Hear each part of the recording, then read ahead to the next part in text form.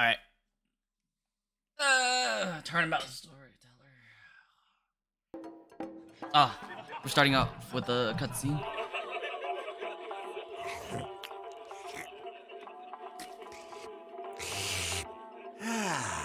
Three, 4, 5, 6, 7, 8. What time is it? It's 9, 10, 11. I can't believe it.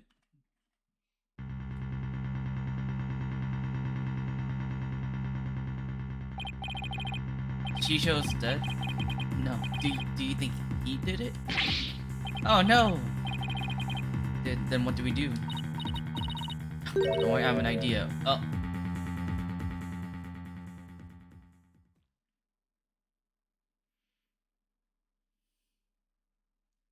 Oh, we're starting off at the trial. Oh. That's a crazy one. Okay. What the heck? Who brings a defendant to his own trial late? Plus the request was so last minute I didn't even have a chance to talk with my client. He's late for a very important date. Is Athena alone? Our analytical psychology and a full arsenal of legal know-how. Fully competent defender of the right anything agency. Though I wish my client would show up already. The trial's about to start. Uh-oh. Appears we made it just in time. Oh! Simon! Poggers! It's Simon Blackquill! You needn't get so worked up. His baldness can wait. There's no way he'd wait for me. And besides, why would I want to start off on the wrong foot with him right out of the gate? Dealing with such matters is part of being a lawyer, if I'm not mistaken. Yeah, well, covering for your lateness is not. Still but a rank amateur, I see. I fucking love Simon Blackquill, man. But he's actually a prosecutor and a psychology specialist.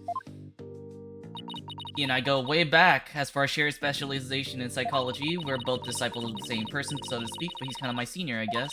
My twisted sense of humor, no. I wish he'd stop treating me like a child all the time. Okay, so what I'm getting is that we're right Dono and Justice Dono. Mr. Wright is abroad and Apollo is helping Trucy with her magic show. Didn't I tell you? They're what? So neither one of them are here? Leaving you to take this on alone? Yep. Ye gods. Alright, Dono back. It's not too late. Oh no, not too late at all. He would only need to know how to teleport. Then I'll settle for Justice Dono. Go grab him by the horn and drag him here. Literally in the middle of a show, Simon. You may not want to admit it, but I've got what it takes to take on this case. Aww. Leave this to me and go watch from the gallery. As your defense derails in spectacular fashion. No, as I win the heck out of this trial. Be okay, promise. So wipe that look off your face already, will you? Anyway, I take it the guy behind you is... Yes, he's your...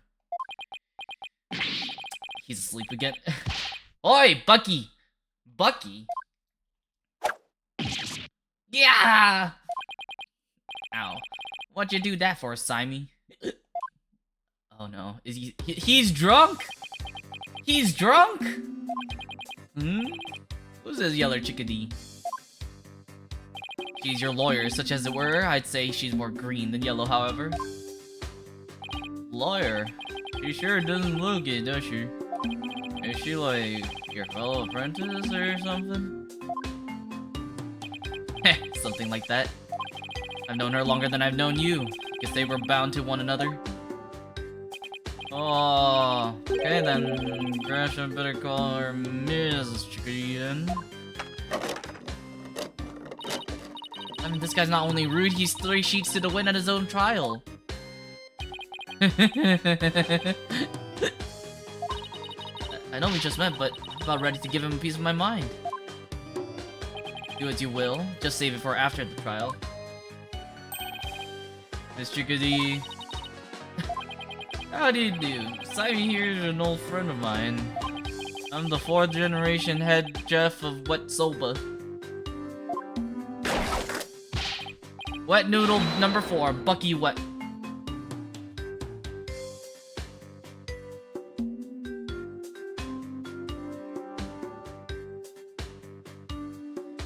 It's a play on buckwheat.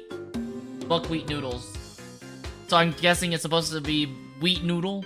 Wheat noodle number 4, Bucky Wheat.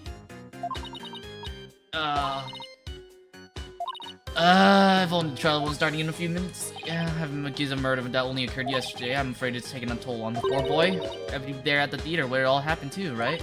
They said they found a Rakugo storyteller murdered in his dressing room. Indeed. The victim, Master Taifu Tornado. Taifu Tornado. Tornado? Typhoon Tornado? Has been looking after Bucky ever since Wheat Noodle number 3 passed away. The victim was kind of a father to defend it, huh? That stupid old fart like a father? No way, he was always dishing my soba. How dare you speak ill of him? Running your mouth like that is why they suspected you of his murder in the first place. Now pull yourself together. Number 3 must be rolling in his grave. Aw. But Simon, the police don't even believe me. They won't listen to me. I'm gonna defend you with everything I got. You're good. You believe me, man? I'll believe you to the very end. Gee whiz, Miss Chickadee. And he's Jacob, just like those al dente noodle of yours. His hair also looks like buckwheat noodles. But his fresh... Oh no. Don't throw up. You great big pillock. Wait, okay, so this is English localization. He's a Japanese man speaking with a British accent. Used to frequent wheat soba and still do. In fact, I have known him since he was a lad. That's why his father and Master Tornado were always so good to me. I didn't know you liked soba so much, Simon. I wouldn't expect one such as you, who eats meat slapped between slabs of bread, to understand the delicate taste and the subtle textures imparted by buckwheat flour. Also, bruh.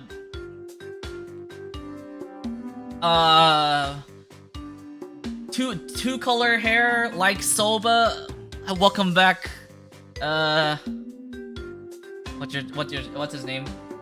I forgot his name from My Hero Academia. Wait, when did this came out in 2016, right? When did MHA come out?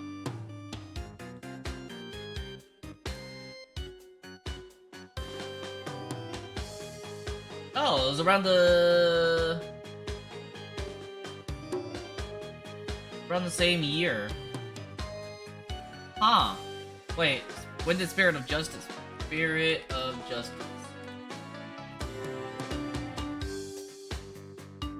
Same year.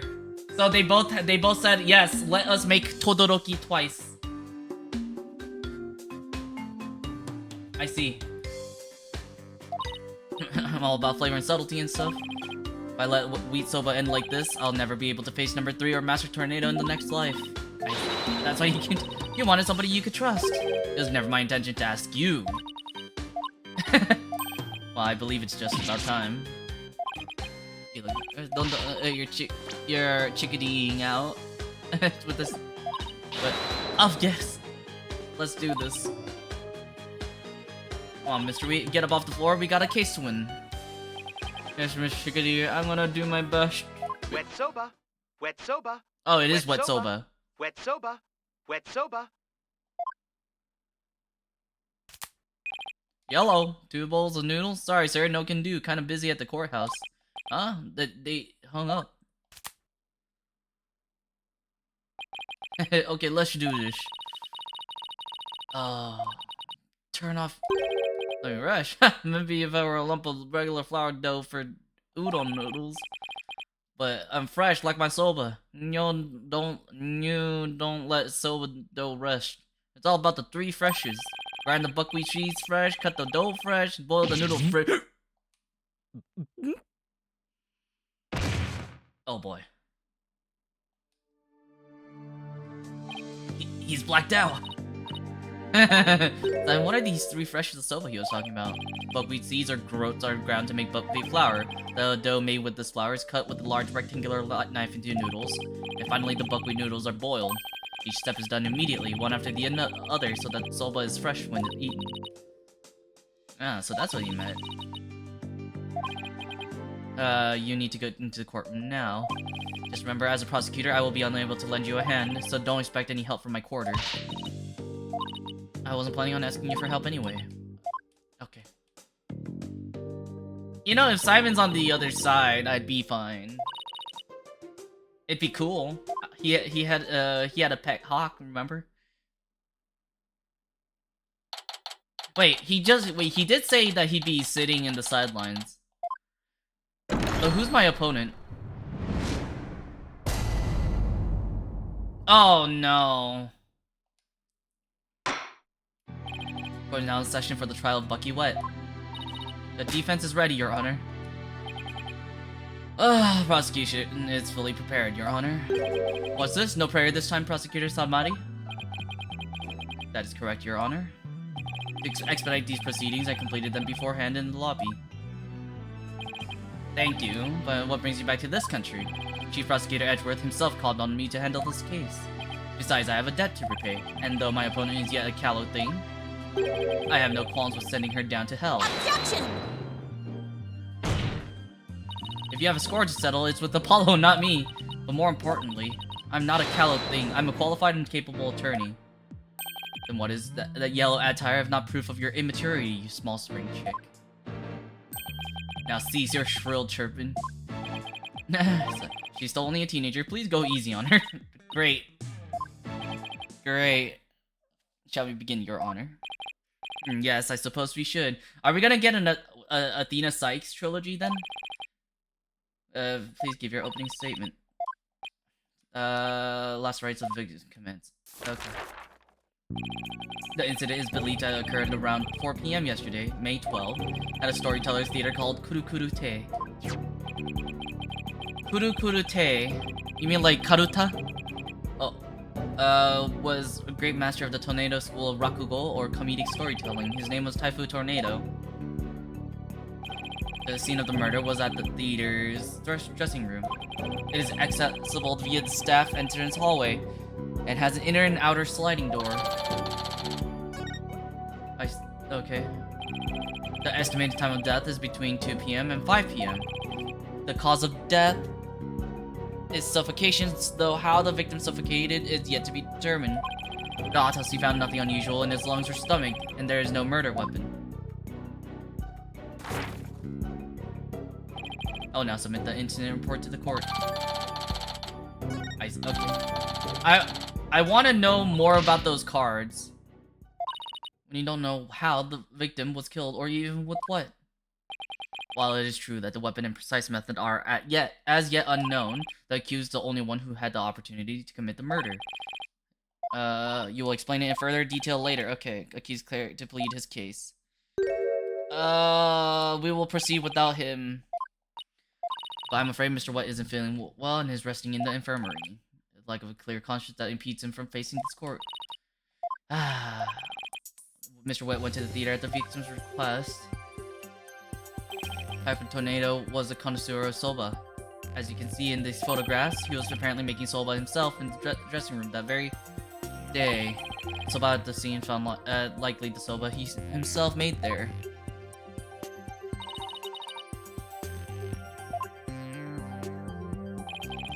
Really had a passion for soba. For a man like that to be murdered by a soba chef is simply unthinkable. And yet it did, and yet the accused had an ample motive. Did he? Victim safe, we found the deed to the accused shop. Mr. Wet was to inherit the wet soba when he lost his father recently. However, it's believed the victim stole the shop's deed during the transfer process. Prosecution believes the accused killed the victim in order to get the deed back. That does sound like a plausible motive.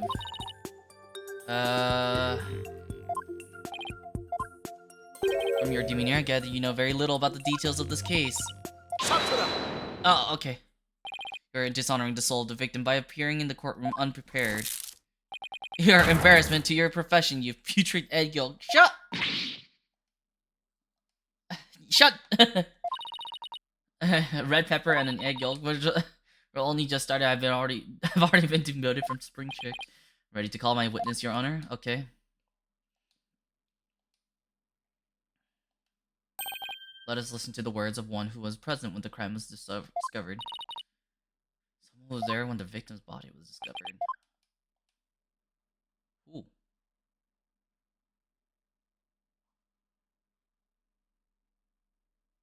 Simon! Witness, please state your name and occupation. Simon Blackquill, prosecutor. You didn't tell me you were going to take the stand. It wasn't time. Sure there was. What a shame, Prosecutor Blackquill. Had you shared the damning scene you witnessed beforehand with the defense, we could have moved this trial along and saved the victim's soul that much faster.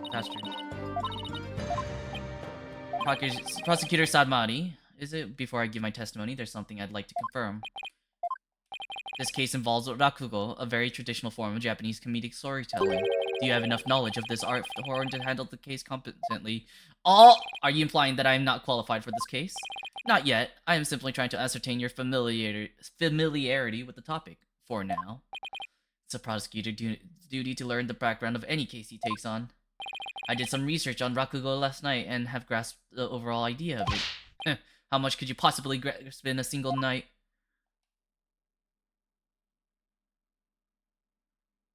I want to know where the butterflies are coming from. Rakugo is a form of entertaining storytelling that originated in the land of Japan. In it, the storyteller sits alone on the stage with only a fan and a towel as... The Rakugo artist tells long, whimsical stories, giving each character a distinct voice. This traditional art was originally invented by monks to make sermons more interesting. Are you satisfied? If not, I could explain the 12 types of endings to such stories. Or shall I perform the famous story of Jugemu instead? Jugemu Gokuno's, you have put in a bit of study. Your acknowledgement is most welcome, Prosecutor Blackquill. Let's see you perform that story you mentioned if you don't mind. Jugemu. Hold it! Your Honor, could we please get back to the trial? Why did everyone forget? How did everyone forget except for Athena? Please, what did you witness, Simon?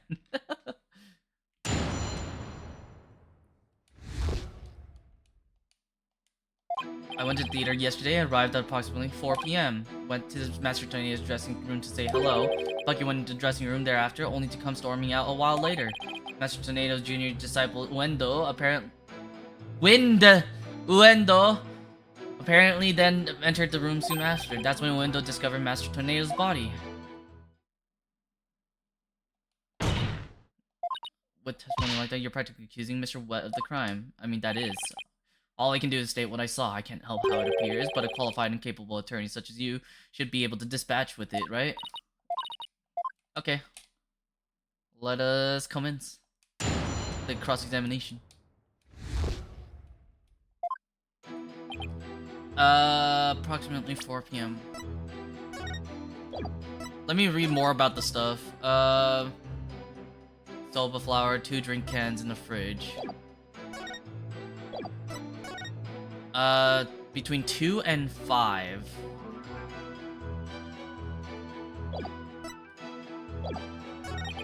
Hello, Bucky. You will need to come Master Tornado apparently soon after. That's when the window discovered. Okay, well, I guess we'll start pressing because I got nothing, man. Gale and I were waiting in the hallway for Master Tornado to finish practicing when Bucky appeared and entered the dressing room with his things. Bucky shouting inside the room. About 10 minutes later, Bucky came out of the dressing room looking rather irate. Kill him with a span of 10 minutes.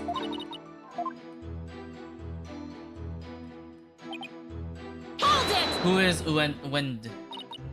Apparently, did you see him go in? No, I couldn't. I wasn't able to see the dressing room door from where I was standing at the time. But Gale was right in front of it, so I'm sure she saw it all. Went to the dressing. He had just finished his routine, so he was making a courtesy call. Disciples to pay their master respect right before and after each performance. Yes, common courtesy. What happened? Okay. Hold it! Been dressing room for 2 or 3 minutes. We heard a scream come from inside the room and Wendo came flying out. Windows full screen. So we pressed on Hold it! at 4 p.m. Invitation from Master Tornado. Ah, thank you. Promotion. It was also occasion to announce the boy's succession to the stage name of Window 2. The second performance name succession when artist inherits a predecessor's name. Window Rakugo artist before and this disciple succeeded him, huh? And what exactly did your invitation say? Simple letter of salutations and outline of the show's program. Cookie soba or time soba. Pantomime eating soba using only his fan as prop. Innuendo was to perform sobase or soba glutton. First to perform was a senior disciple, Geiru, followed by Wendo, and lastly, Master Tornado.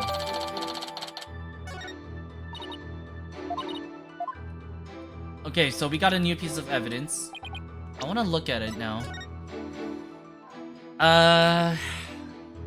Geiru was to perform her balloon act, and then Wendo was supposed to do his soba glutton routine. Perform his time soba routine. Bucky went into the dressing room thereafter, only to come storming out a while later. Master Tornado's junior. Wait, I need to ask this. Hold it! And how did Master Tornado appear when you said hello to him? I went with the intention of greeting him, but ultimately we didn't actually meet. Gato escorted me to the dressing room, but we heard the sound of Rakugo being performed from within. Thinking the master was rehearsing, we decided to wait in the hall until he was done. Rakugo being performed in the dressing room. Gales confirmed that the victim was still alive around 4 p.m. You didn't actually see him, though. You were sure it's Master Tornado. Could tell it was the time soba routine being performed there. So we got nothing.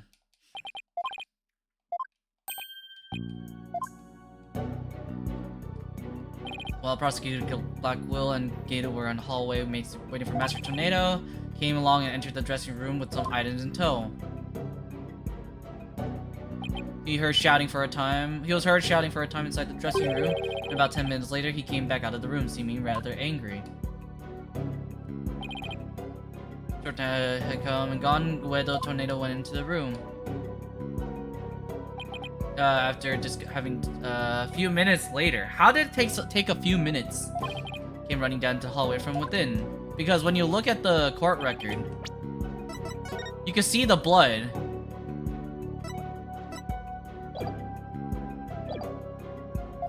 I think he was dead. It's quite clear that the accused murdered the victim. I think he was already dead.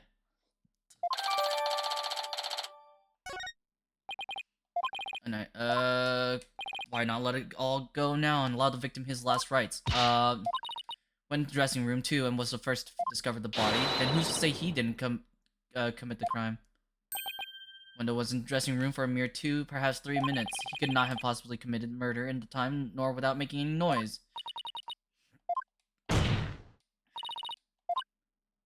It isn't up to you to ask the right questions. I'm certainly willing to tell you all that I know. So if you truly are as capable as you claim, then draw out what you need for yourself.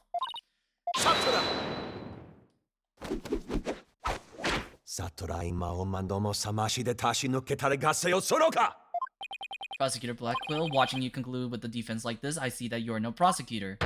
Be gone, witness. You shall haunt the sacred hall no more. How dare you treat me like some evil spirit to be exercised? I'll remember this, you blackguard.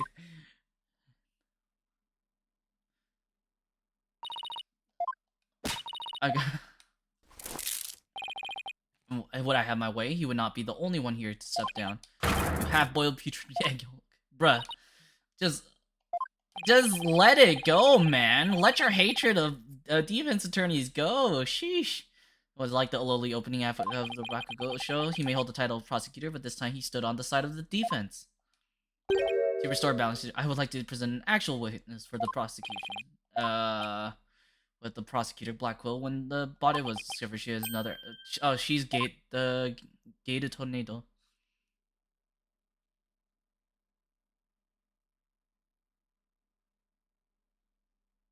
She's a clown.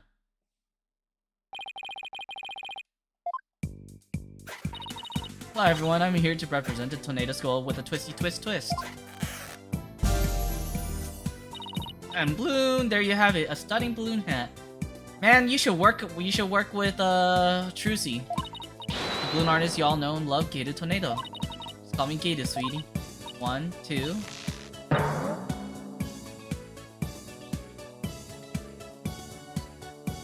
I was not expecting that.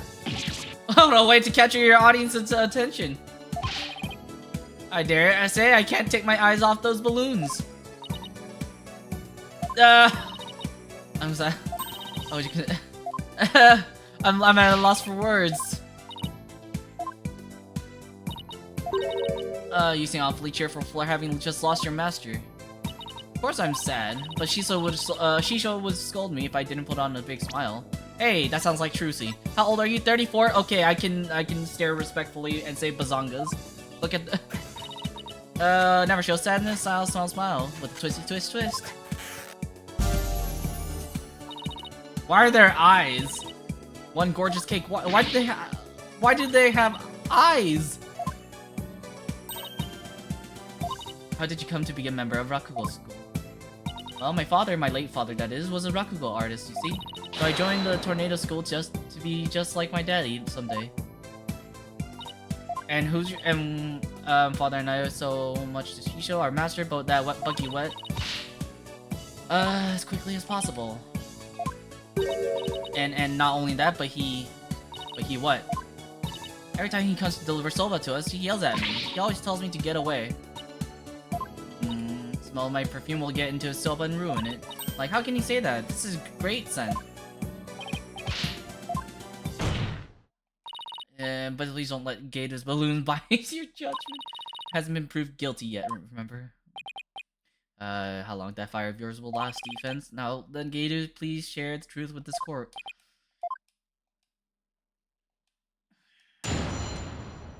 God, that balloon cake is actually terrifying. A little after 4:20, when the Shisho's body was found, Simon and I were standing in the hallway from the dressing room. Before Wendo discovered the body, the only person who had gone in there was Bucky. Couldn't think of it, a little while before Bucky showed up, Jugemu was barking like mad.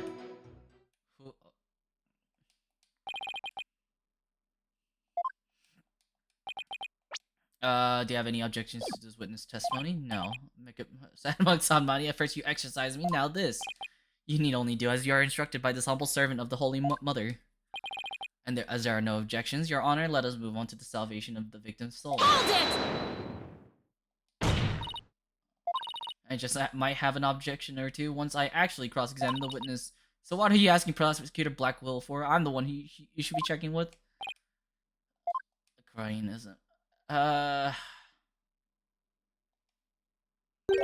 Sir, the wind is beyond the power of a spring chick. In other words, the experience are useless. With that in mind, it seemed more judicious to consult Prosecutor Blackquill. He doesn't even see you as an adversary. Yikes, Dono. I won't let either one of you insult me. I'll show you I'm no experienced spring chick. You know, let's just win. I'll let you cross-examination, so you better strike while the iron's hot.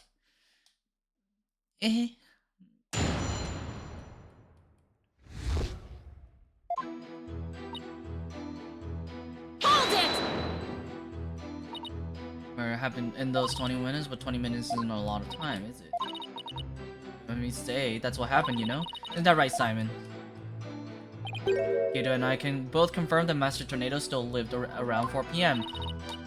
I mean, I still have an issue. You didn't see him alive at that time. I'm thinking he was dead before that. Hold it! Until you were in there in front of the dressing room means you were able to see everyone who went in and out, right? Are you? I was raging. Your seaplane monster hanging up or something? No.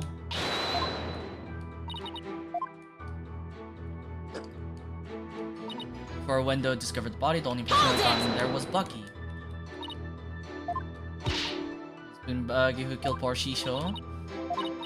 Not a single other person set foot in the dressing room during that time. There was nobody else.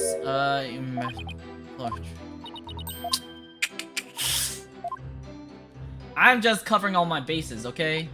Hold it! Jugemu. That's my doggy. I keep him at the theater. Twisty twist it. What? There, my cute little Jugemu. He's kinda creepy looking. Really good. Why was Jugemu barking? Do you think it is because he saw someone suspicious?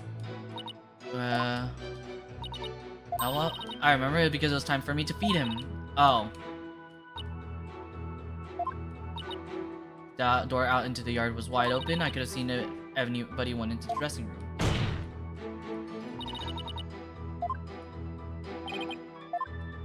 That's what Geidu was talking about, right? Why didn't you mention it before? I can't go out into the yard.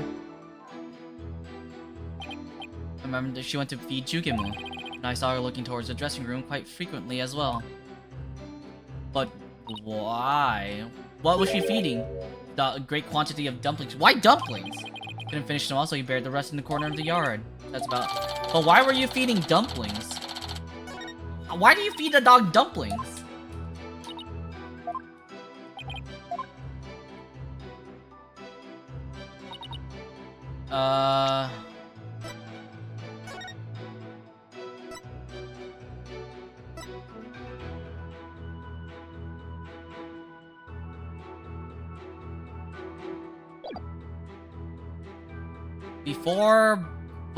Before Bucky came to the theater. Wait, hold on. Hold it! I need to ask more about this. Hallway the entire time. So I did go in, but it was only just for a second. Yard door was wide open, so I could see the dressing room.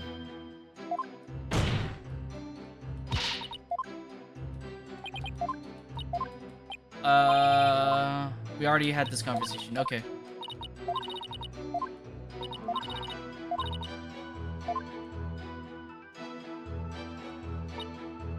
When 40 to 420, before a window discovered the body, the only person who had gotten there was Bucky. I was in the yard, but the door was wide open.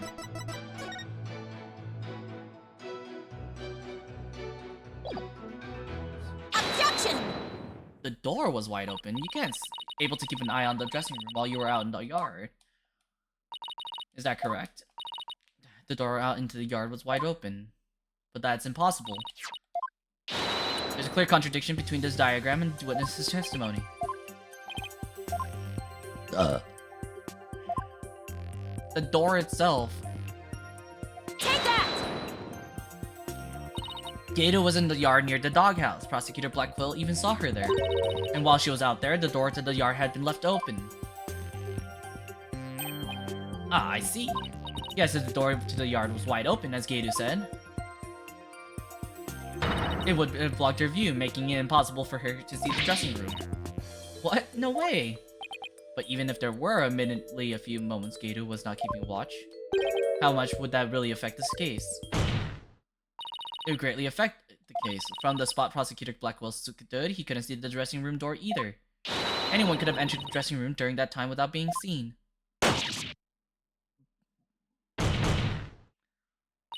Geidu, why did you try to hide the fact that you weren't watching the dressing room? What? Objection! He's gonna hide the fact? You speak as though you think she had something to do with the murder. Maybe she did! Deliberate deception, it was more likely a simple oversight, right? Hey, objection! He's coaching the witness! By what happened, I'm just confused, that's all. Even though she's trying to keep a brave front as an entertainer, the truth is that she is being torn apart by grief. For her mind to be in turmoil is hardly unexpected. So, oh wait, if that's the case, let me do some analytical, let's do some therapy. Master, surely her shock is immense, the way this lawyer tries to pin the blame on this full soul at the first opportunity. All I can say is defense attorneys are heartless creatures indeed. Your unskilled argument is scarring this witness even further. And if we ask the people of this courtroom, I'm sure they would agree. The people of the courtroom have no say. The gallery doesn't get a say in this, yeah. Did I now that keen sense of hearing you're so proud of?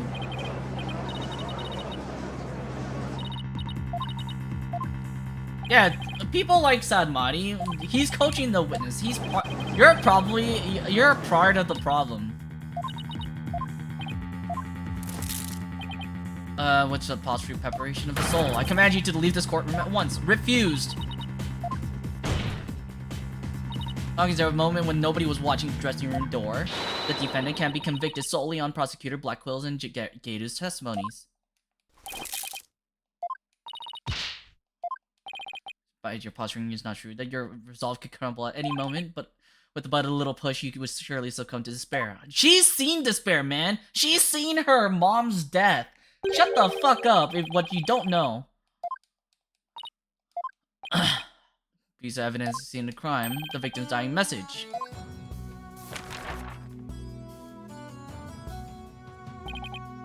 Karuta, line up on table.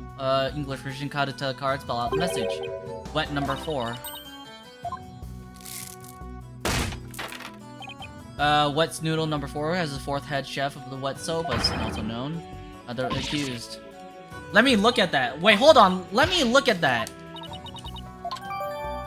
I have an issue with this. Yes, I will carry it. Accused false hope. False hope? I'm doing...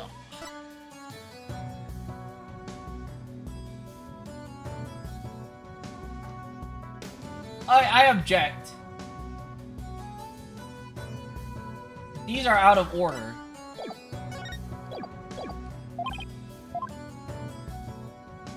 Would you not agree? I don't care about what the courtroom says. So here's accused soul. It is time for you to let it go and move on, you inexperienced lawyer. Wait, aren't you the one with the 2 lost streak here?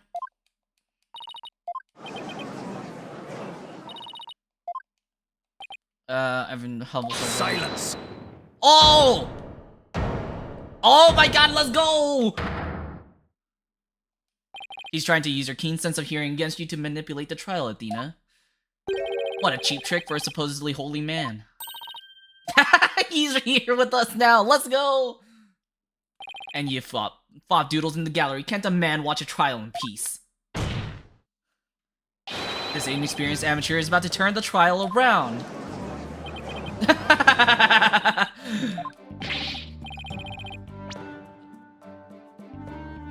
What are you doing at the defense's bench? I grew bored of watching from the gallery.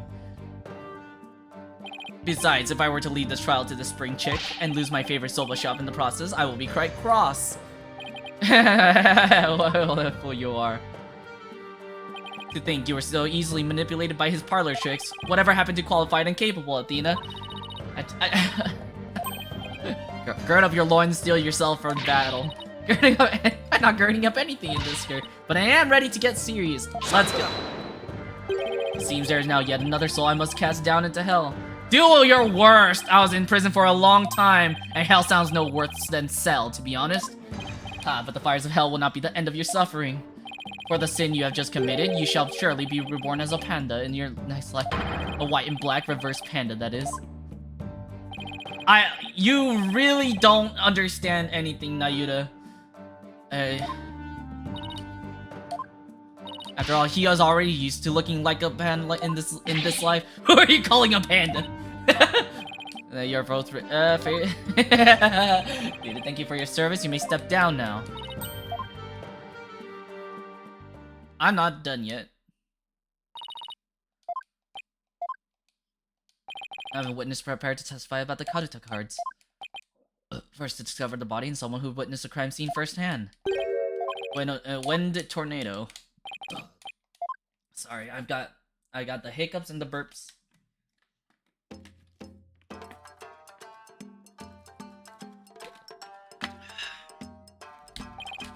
Please name. I'm the Rakugo storyteller, Window Tornado. Even if my performance isn't worth watching, I will certainly watch my words. I wouldn't want to say anything unthoughtless and get arrested. After all, that'd be Araku no no.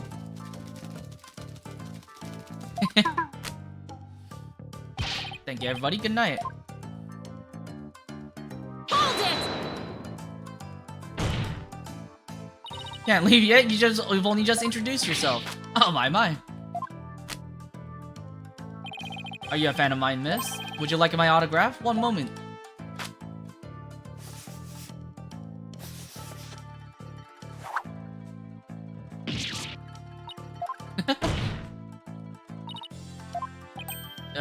My fan deserves a fan after all.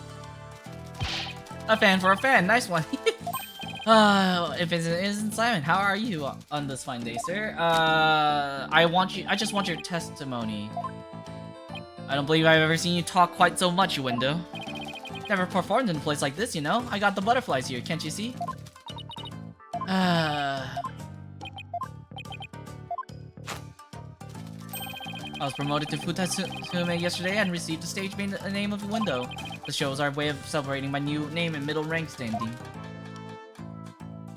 And then that happened. I never dreamed something like that would happen, not in a million years. Why are you looking like a geisha? I just got my chance to start repaying my debt to Shisho, too. Yeah, plus I'm worried about Geiru. The way she clung to Shisho, poor thing. I told her to keep a stiff upper lip. Stiff like rigor mortis. I keep telling those lame jokes and Shisho will come scold you from the grave. I wouldn't mind getting yelled at, you know, if it meant seeing him again. This is a Rakugo stage. Let us hear this testimony.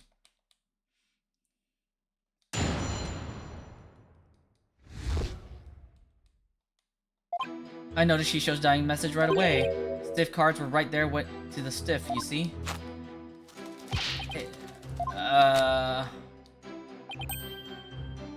I knew he must have been talking about Bucky. That was the master left as he was drowning in soba broth. So, like, Shisho not to write Bucky's name outright, plain and simple, wasn't his style. Interesting testimony. Luke found his face shoved in a bowl. They'll naturally assume he was drowned in the broth for the noodles. With the Karuta message you left him, Bucky, what did it? I have an issue with the cards, man.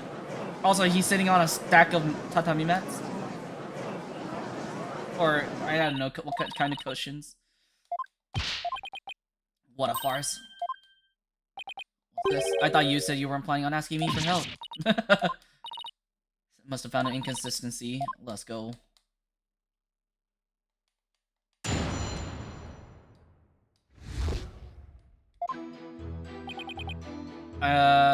Stiff cards. Hold it! You must have been surprised and calm to notice them at the time. Stiff cards were nice stiff, so they were hard to miss. No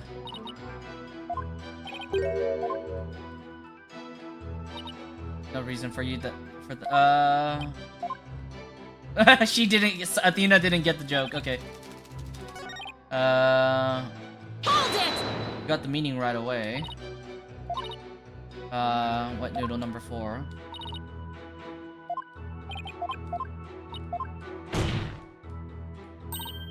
Wait a minute. What if there's another one? No, there's no wet noodle. Athena! Athena, please stop embarrassing yourself.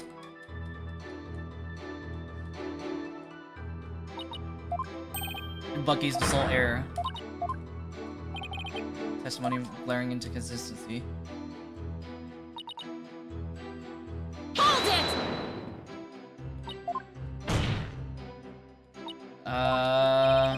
You never look at with his face in soap on the broth, his consciousness fading away. How that Talk to them. please do not speak anymore. Okay, I'm pretty sure I know what the inconsistency is. Objection! There was nothing found in his lungs, so he can't have drowned in the broth.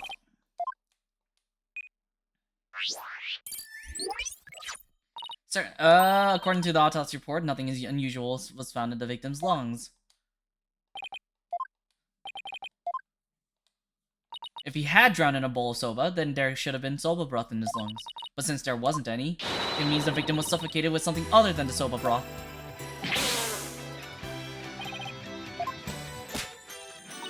Just not bad. Soba broth wasn't the cause of death, then what was... when was the victim's face thrust into that bowl? Was thrust into the bowl after his murder.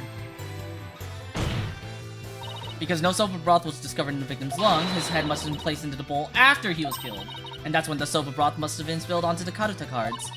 In other words, the victim could not have lined up the cards as he was drowning. It was done after he was already dead. But why would the culprit do such a thing? Objection! To hide the murder. You cannot determine such a simple motive. Sides are liable to split at the absurdity. God. And I suppose you know why. Desecrating the body in that matter. Saw enmity on the part of the perpetrator. Feelings over the theft of the soda shops, do you no doubt? Silence! The culprit had time enough to set up Master Tornado's body. Do you think they would have honestly failed to notice the dying message? Yeah. Objection! The accused rational at the time was the accused rational at the time, given the way he stormed out of that room? Silence! Never mind that. I have something more important to ask Wendo. Me? You saw the karuta cards firsthand, did you not? Would you care to tell us about them in a bit more detail? Those tiny crime scene photos show us precious little of what I wish to know. Cards related in some way to soba. Just tell me how the cards looked. Soba broth was spilled all over them.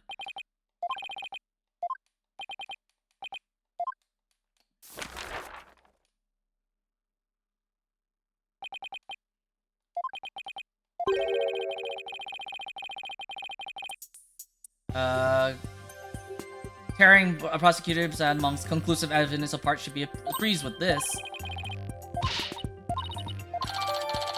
Thank you. Do you really see a problem with the prosecutor's claim about these cards? I do.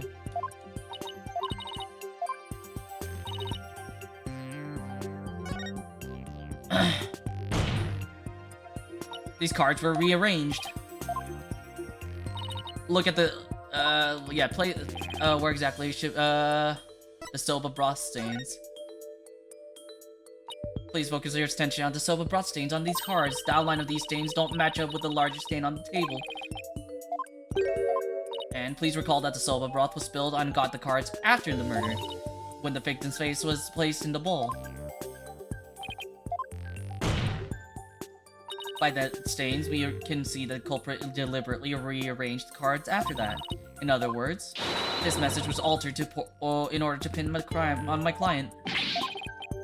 Then, if we put the cards back in their original positions, we can restore the evidence and see who the cards were really pointed towards.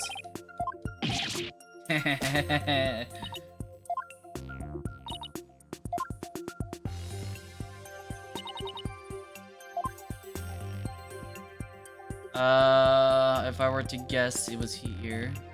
Oh.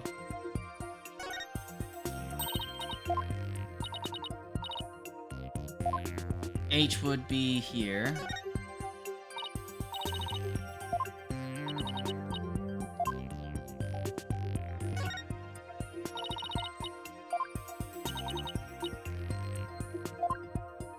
He is...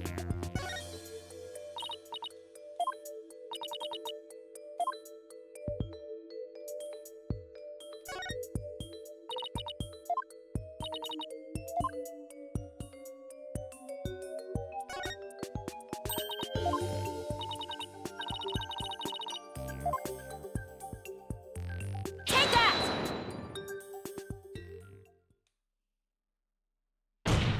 Owen 4th? Wet number 4 was originally supposed to be Owen 4th. And this original message is our clue to the identity of the true culprit. Heh, That indignant look on Prosecutor Sad Monk's face is positively priceless. This is absurd! So it's real 0-4? What, it wasn't wet number 4? Maybe the lawyer's smarter than we thought. Order. Oh, I never would have imagined that there was more to these cards than meets the eye. So now that that's settled, what does this 0-4 mean? Who else? How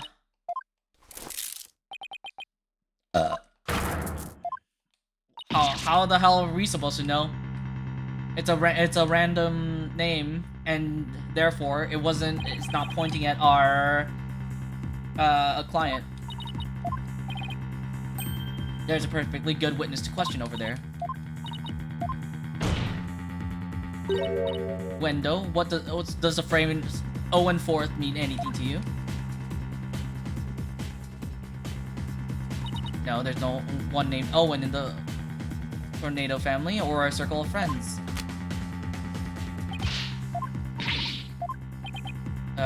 Silence!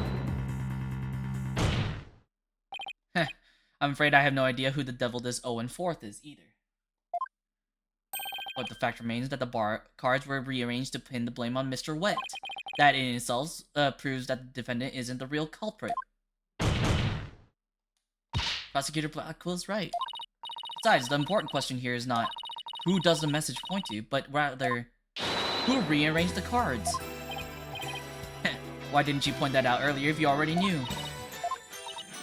In any case, there were two opportunities for someone to rearrange the cards. The first was when Mr. Wet entered the dressing room, and the second was when Uendo discovered the body. Are you accusing me of rearranged the cards? Me, who came to testify out of the goodness of my heart? Well, if you didn't exactly come running out screaming straight away, did you?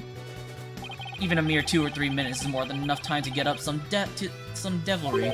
So what exactly were you doing in there, Uendo?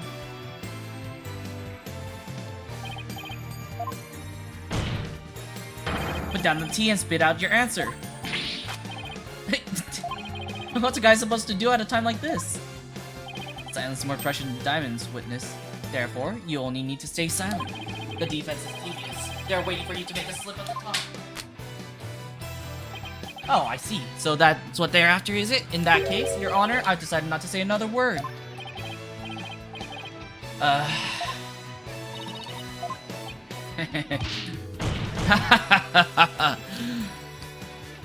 Did you hear that, Saitsutono? A Rakugo artist who's afraid to speak. Who's ever heard of such a thing? Are you trying to taunt him into talking? Such a pretty trick will never work. That's right, I'm not going to fall for it. I'm only asking to hear your story. Besides, it's not your job to tell your tales if there's an audience to listen. Even so, I have the right to refuse to answer. The more you keep quiet, the more we want you to talk. That's simply human nature. Isn't that right, people of the gallery?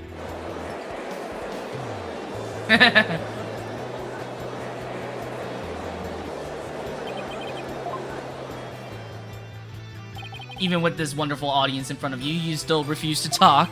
Even so, then perhaps you chose the wrong line of work, my friend. Are you saying I should quit? Because I'm not afraid to speak my mind, I'll have you know.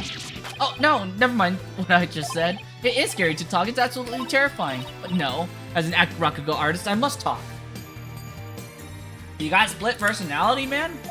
If I don't, how can I ever show my face on the stage again? Your Honor, I'm ready to testify. Bully for you, Wendo. That's as a real Rakugo artist should be. by such an obvious ploy, what a man of weak spirit. Get churned.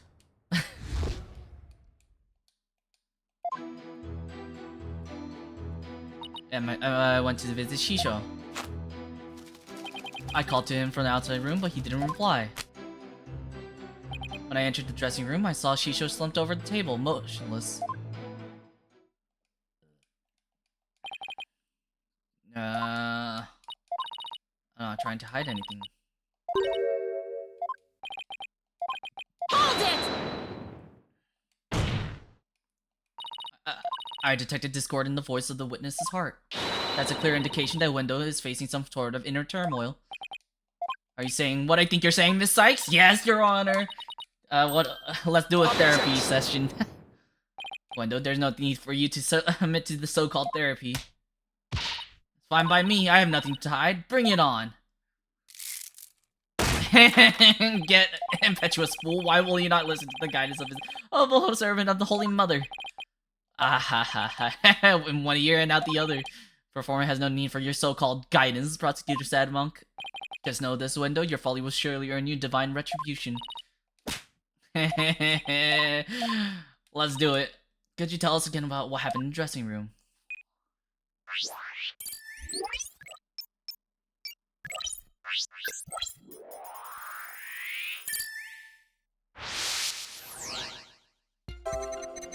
I went to visit his Shisho. Called him about outside the room, but he didn't reply. Room, I saw Shisho slumped over the table, motionless.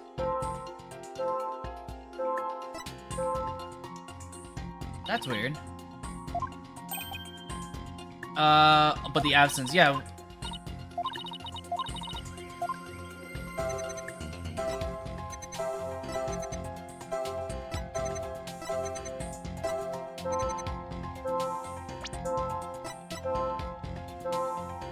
Got it!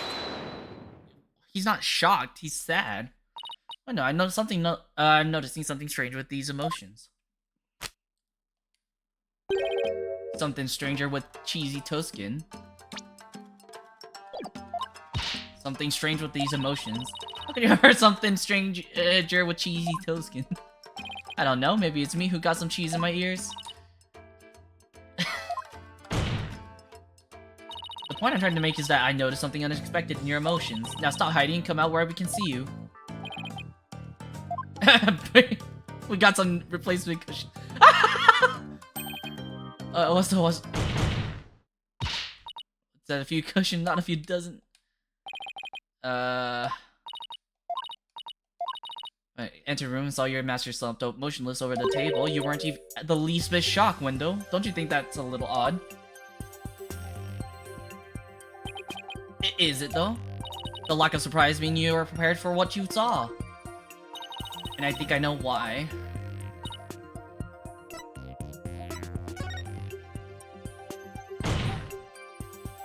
Window, I think maybe the reason you weren't shaking because you already knew you'd find your master dead.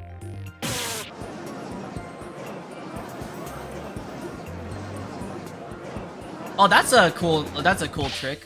His whole hair and the fans make it look like a full circle. Got it all wrong. I thought Shisho was just sleeping when I first saw him. No. But why were you sad? What made you think he was asleep? He had his arms up on the table as if he were taking a nap. Oh, and one other thing, there was that note too. Are you talking about the resting? Do not disturb. After reading that, who wouldn't think Shisho was napping? I'll change my testimony to include that statement.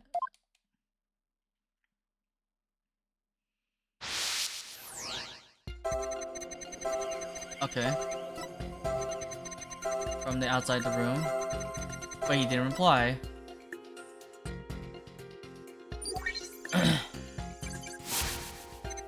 I opened the door. I thought he was sleeping.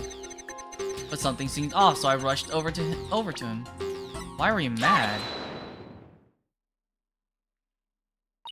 Window, I noticed something funny in your emotions again. Funny, you say?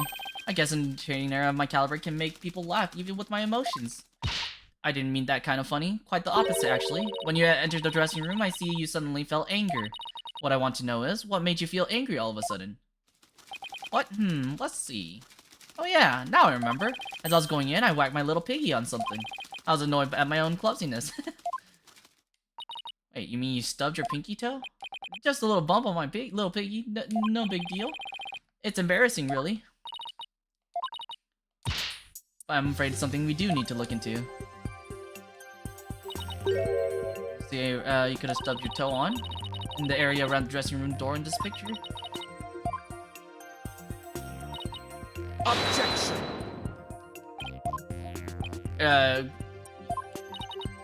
Who doesn't stub the toe every once in a while?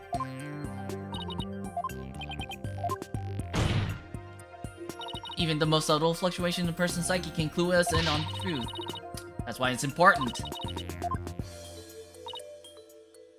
What phrase? Oh my, there, man. What did he stub his toe on? Oh. Take that! Oh no, is this what you stubbed your toe on? Oh, that's not it?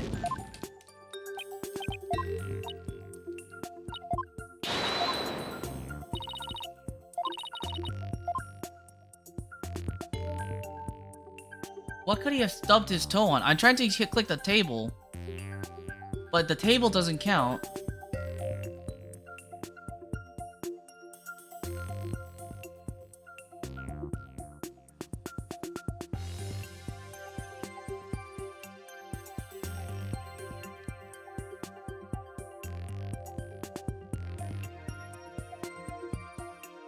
Is it not the table?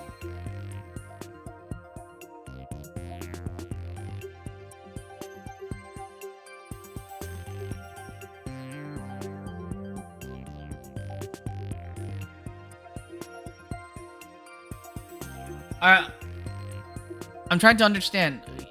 I thought I clicked on the table, but the table leg, but he didn't. It didn't count it. So I'm. I don't know. I don't want to guess again and lose another life.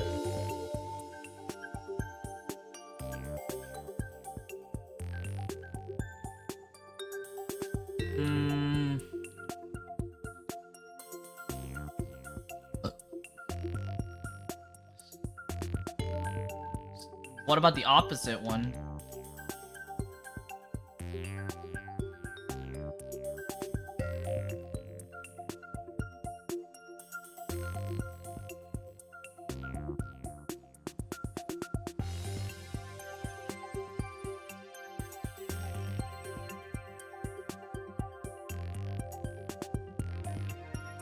Maybe it's this? Because the TV is... Take that!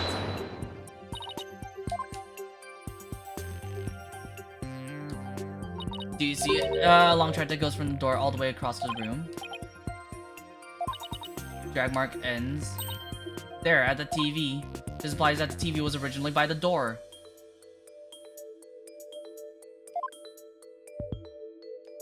I'm convinced that this TV is the object the witness stubbed his toe on. Oh, that is not what I was thinking. Yes, you're right. It was a TV. There's still more? I stubbed my pinky toe on the TV. But what of it?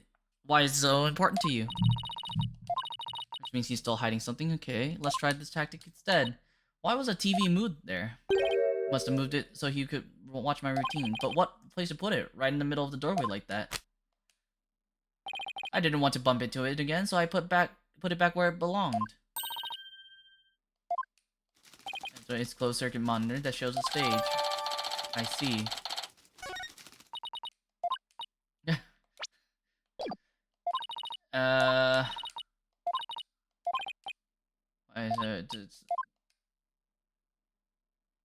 I'm in no mood to play nursemaid here, but if that's what it takes to save the Soba shop. Hey, oi, window. Here's a curiosity for you. This table Master Tornado is slumped over. It looks like it was moved. Did you happen to bump into it while you were moving the TV back? Oh my, yes, you're right. The TV hit the table and Shisho's body moved with a jolt. That's when I first realized that Shisho was dead. Oh, but how scared I was. I see. Thank you.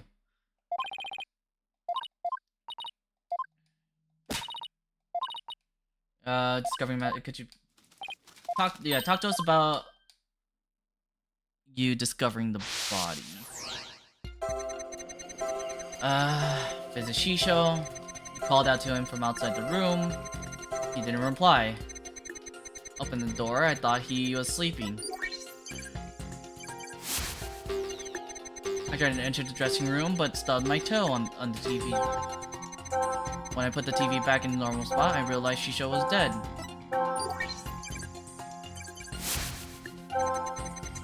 He slumped over that cluttered table. Got it! That's odd. After the initial shock of finding the victim, Dad, you reacted with surprise again. What was that surprised you, Wendo, besides your master's death? What do you mean? What's more, you were even more surprised the second time than the first. What could have surprised you more than finding your late master? Search me, you're a little thing, you must have made a mistake. Silence! The girl is as sharp as a trout, to be sure. But her ability to hear people's emotions is absolute. Now get to remembering, Wendo. What was it that surprised you? Well, now, too hard, now he's mentally all over the place. His emotions are completely out of control. I listen for the hidden emotions in a witness voice, right? From there, I look for inconsistency between testimony and these emotions. Oh, right! That's been a while!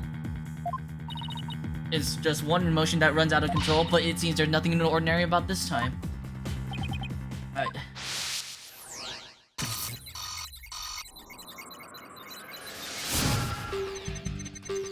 I wanted to visit, Shisho.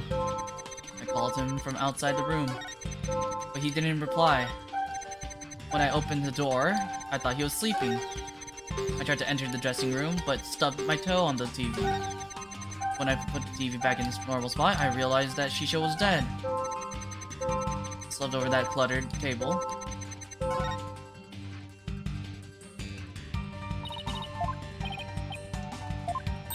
When it has multiple emotions running out of control at the same time. Find the root cause of tangled mess before I can treat him. Root cause, let's guess. Okay.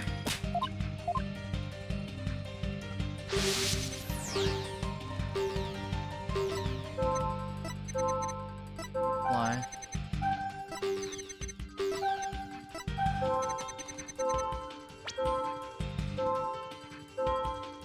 Got it! I mean, I've been looking at the Kurata cards forever. The cards were the root of it all. The dying message that was left at the scene of crime was causing your distress. And the dying message was cause of all those feelings. And that means the phrase "Owen Forth" must mean something to you.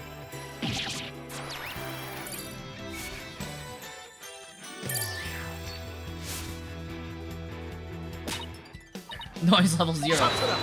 Finally! The dying message consists of two words, Owen and Forth. But neither of these two words have anything to do with this witness. Just trust the process. Sure, there may not seem to be any direct connection, but between Wendo and the message. For now. But why don't you wait and decide what's necessary after you hear my theory? My theory, we can finally solve the case of Wendo and Owen Forth.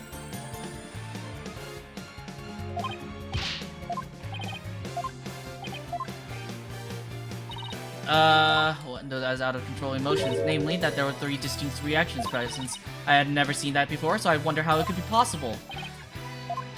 Hold your horses, I'm getting there. So could a person flip between 3 distinct emotions of such intensity like a switch? In the end, I concluded that it wasn't possible.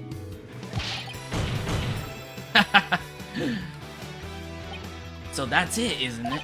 A bit unconventional, but I'll grant that it's possible within the realm of psychology.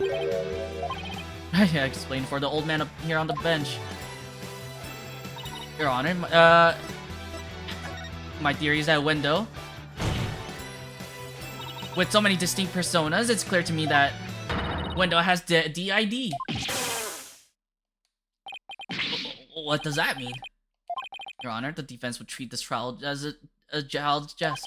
Multiple personality disorder, a preposterous proposition indeed. Would you not agree, witness? How did she know? How did she figure it out?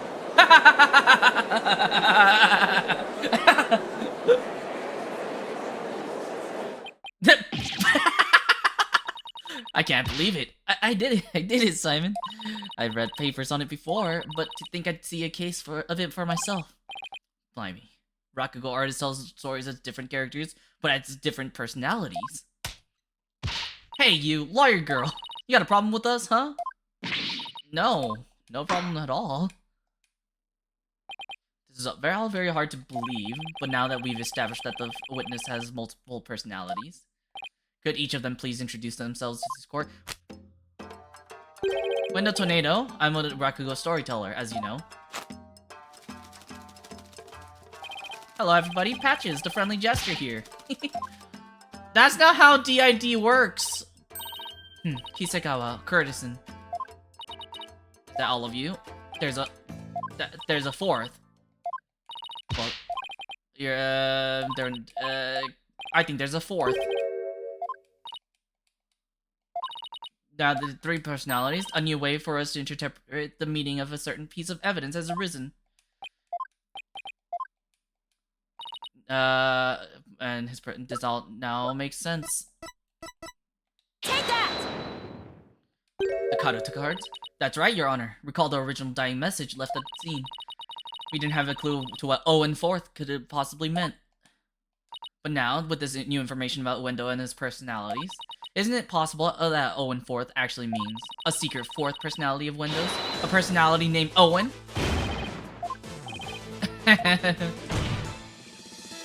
Wendo must have kept this DID from us because he didn't want to be associated in any way with that dying message.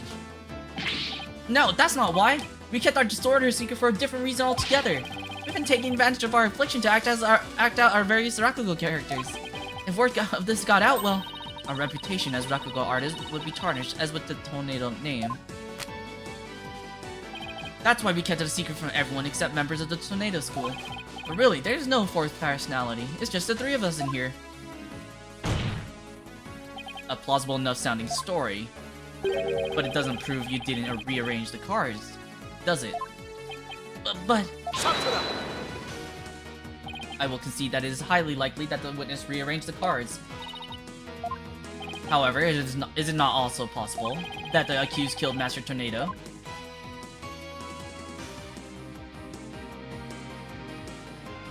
And then left that message in order to frame the witness? That is so true, unfortunately. He found the victim's body, Wendo rearranged them. Fantastic tale, but a tale nonetheless. No one outside the Tornado School knew about Wendo's multiple personalities. Wendo just finished saying so himself. Ah, that is a true but ultimately meaningless point. The witness was only in the dressing room for 2 to 3 minutes. That's far too little time to commit murder, wouldn't you say? Objection! Then who's to say he couldn't have done it before his discovery? Objection!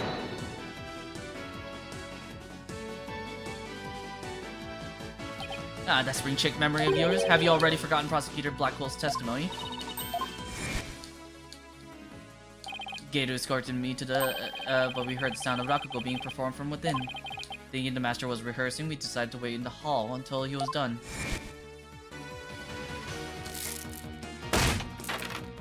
That's right, until a few moments before Wendo entered the dressing room. Oh, give me a second, I'm getting a call.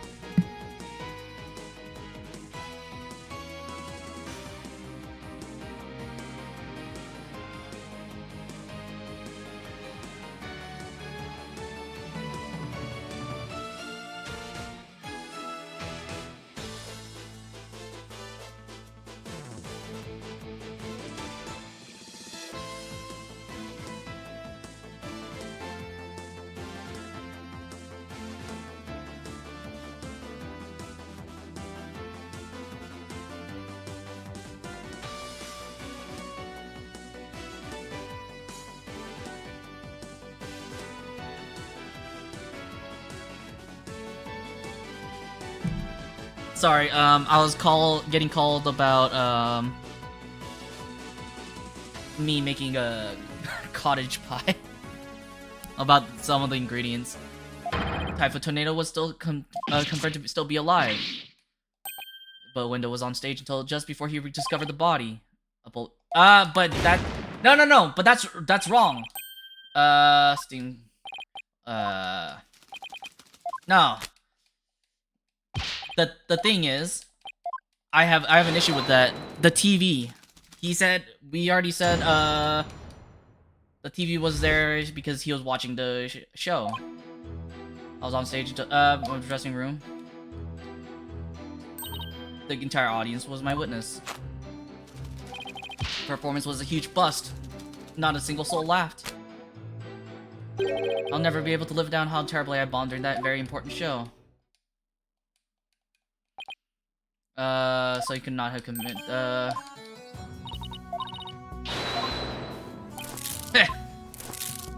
Allow me to say this once more. Let it go and move on. And I'm never giving up. Let it go. Never. This is pointless. But okay, so the thing is, right? We've already proved that the TV was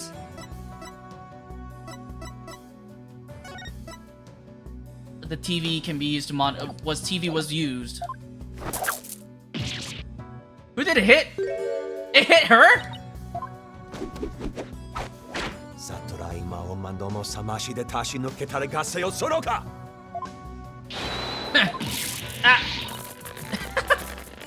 This is assault, Judge. Are you inclined to give up? No. You must require another dose. Again?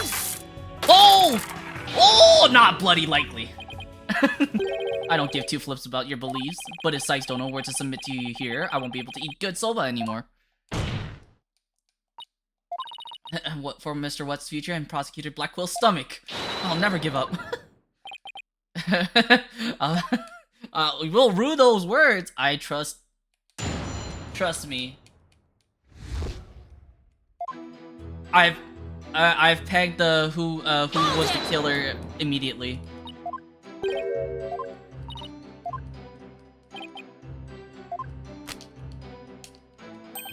Oh, such a hard audience. Okay. The entire audience was liking this. I don't really need to press on these. It's just in case.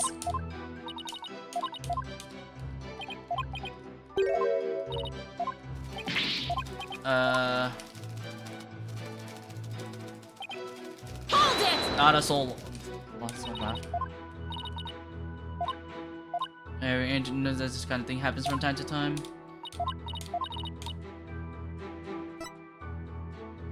What window performed?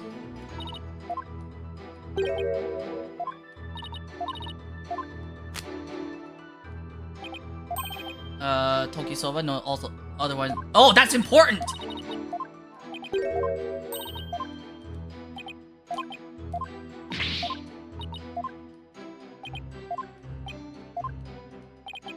Winter's night, man orders a bowl of soba at a street stall. I don't, there's nothing like a hop. Oh, no. Book coming right up. So, how's business? Not so great, sir. Is that so? Well, that's great, because things can only get better from here, right? Customer talks on and on like this. Finally, when he's done eating, he goes to pay for his soba. So how much do I owe you? 16 months, sir. 1, 2, 4, 5, 6, 7, 8. Hey, what time is it? It's 9, sir. 10, 11, 12, 13, 14, 15, 16, 17. Bye. The customer paid with coins counted now one by one. Then just after counting 8, he asked about the time, and the soba vendor answered with 9. He made the then he continued counting from 10. Like, he cheated the soba vendor out of 1 mon with his smooth talking. The story continues with another man who saw the whole thing and tries to do the same. But he bungles the trick, then ends up paying more than 16 mon for his soba. Ends on, as the punchline. You can look up the rest of the details. Sad monk over there would love to perform to you after court. Objection! Fine, we haven't time for a lecture detour right now, Prosecutor Sad Monk. Yes. Added.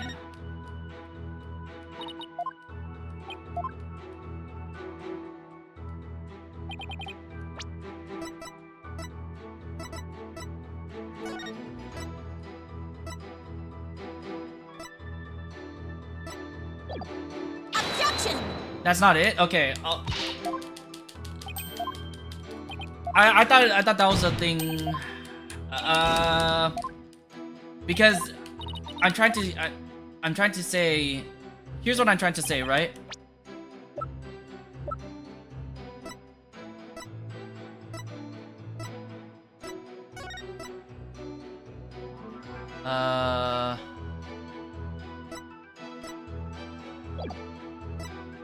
This? Probably?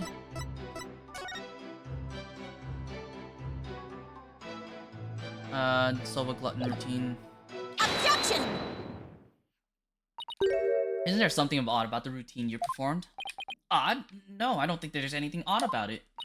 But that's exactly what I find odd. The fact that you don't think it's odd.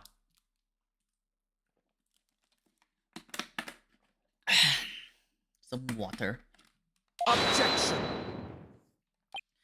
Witness alibi at the moment, defense. The show's program is completely irrelevant. Objection! It's completely irrelevant. The reason being, it contradicts the statement the witness just made. The window, do you know what this is? No, what is it? This is an invitation to the show sent from Master Tornado to Prosecutor Blackwell. Including the invitation is a rundown of the show's program, which clearly states that Time Solo should be performed by Master Tornado himself.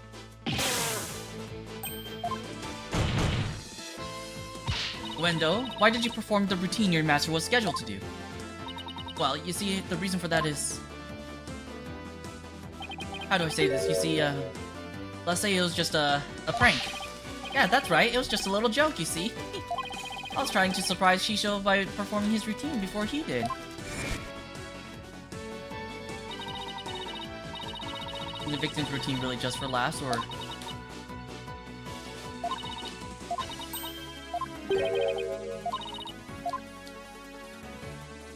Come on.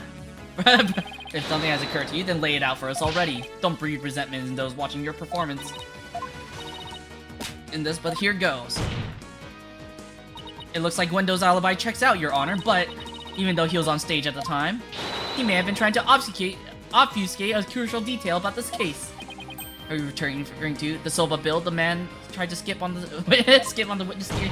I'm not talking about the Rakugo story. I'm trying the time of victim's death. Wendo tried to deceive us about the time of the victim's death. What? Objection! What, get gibberish? Prosecutor Blackwell even testified to the time of the victim's death. I know, but he only testified that way because he and Geiru has been completely taken in. You mean by the Soba building? Would you please forget the story? I was deceived. Pray tell, how did Wendo manage to deceive two people while he was performing on stage? That's easy. All he had to do was use a certain prop in the dressing room. The prop Wendo used was... Take that! This TV was used to view what was happening on the stage. Prosecutor Blackwell, when you came into the dressing room, what was Wendo doing? He was performing Time Soba. Blast! Could it be? Yes, it could, and it was. What you and Geiru heard was not Master Tornado practicing his routine. It was Wendo's performance as heard through this TV monitor speakers. With the TV just inside the inner door of the dressing room, it could easily be heard from the hallway outside. And because we knew that Master Tornado was scheduled to perform his Time Soba, we were easily manipulated into thinking he was still alive at the time, rehearsing. Yes, your knowledge of the day's program is why the two of you could be fooled this way. Simon, did the voice you hear belong to Master Tornado? With the doors in the way, I couldn't tell exactly who the voice belonged to. But because I heard Time Soba, I just assumed it was Master Tornado. I can't believe I was taken in by such a simple mind game! Objection! All of that is mere conjecture. Where is your proof, defense? Objection! Wendo moved the TV back when he discovered the body. After all, he couldn't very well leave it by the door. Because then someone might figure out the trick he'd been playing. And there's one more thing about Wendo's actions that's suspicious. The fact that he plots so badly on such an important occasion.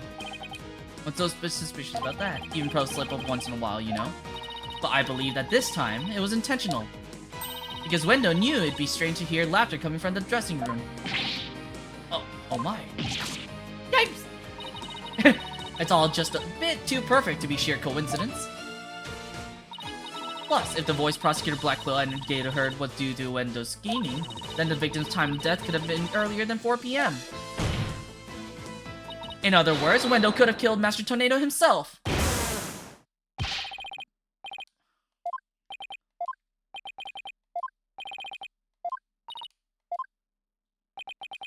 I don't think Wendo did it.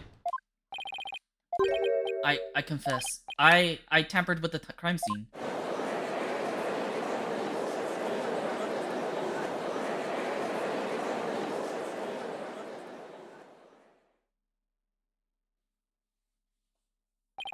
Is it the defense's claim that Wendo Tornado is a true murderer in this case? If he tampered with the crime scene, then we have to at least consider him a suspect. Now wait just 1 minute. Yes, I admit to messing with the dressing room, but I didn't kill Shisho. Then why did you tamper with the crime scene? I refuse to answer that question. What?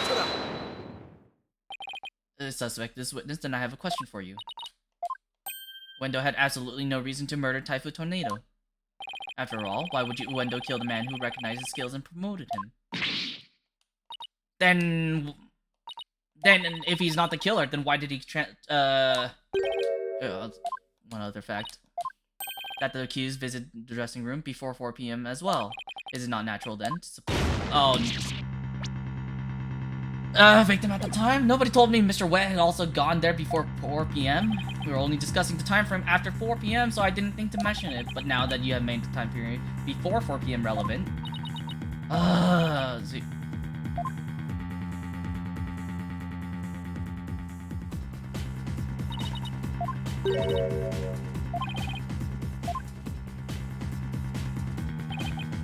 Bucky never told me he had visited the master before 4 p.m. either.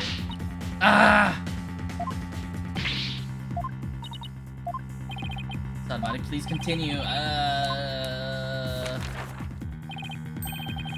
Vance, do you know something? You know of the soba making implements in the dressing room, correct?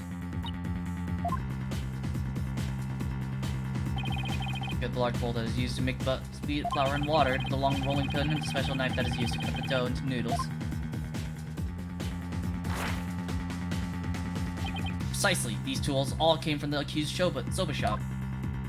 You mean they didn't belong to Master Tornado? When Mr. Wet had visited the dressing room to give the victim a soba making lesson. And that visit was before 4 p.m. I'm afraid that after the accused kneaded the dough and made those noodles,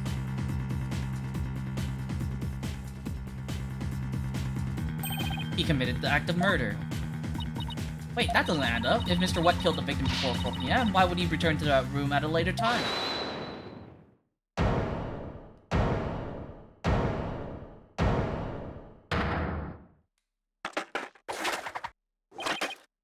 But Soba, you're kit and caboodle when it comes to— Oh, no. Hi, Mr. Jiggly. Hey, Simon. The reason I went back is because Master Tornado ordered uncooked noodles.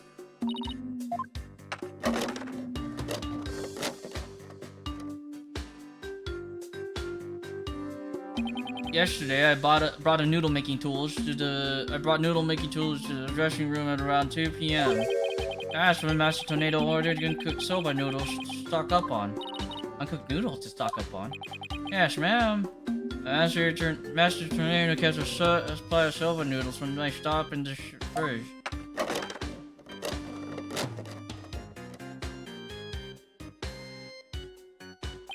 He only had one serving left, so I went back to my shop to get some more.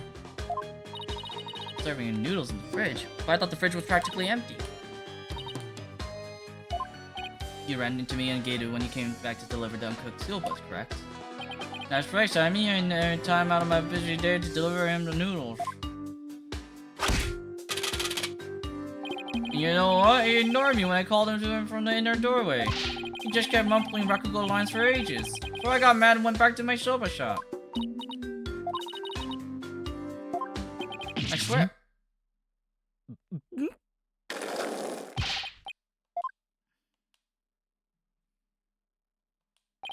Well, they say he's quite a handful. Objection! I believe about going to the room at around 2 p.m. is true. Or it falls within the victim's estimate time of death.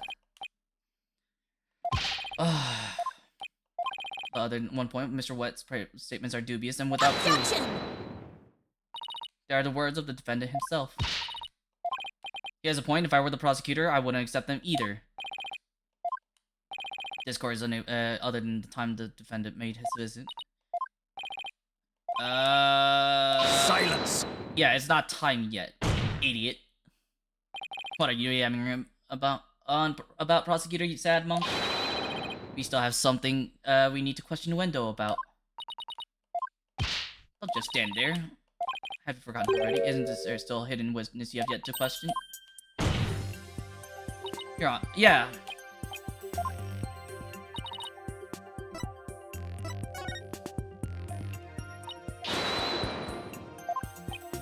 Fourth personality that with Wendo's might be the true culprit. Not that again. I told you we don't know anything about this Owen. No, yeah, you don't have any moment to kill your master, but this Owen may have one for all we. This Owen may have one for all we know. Come clean now, Wendo. You got another personality stashed away, haven't you?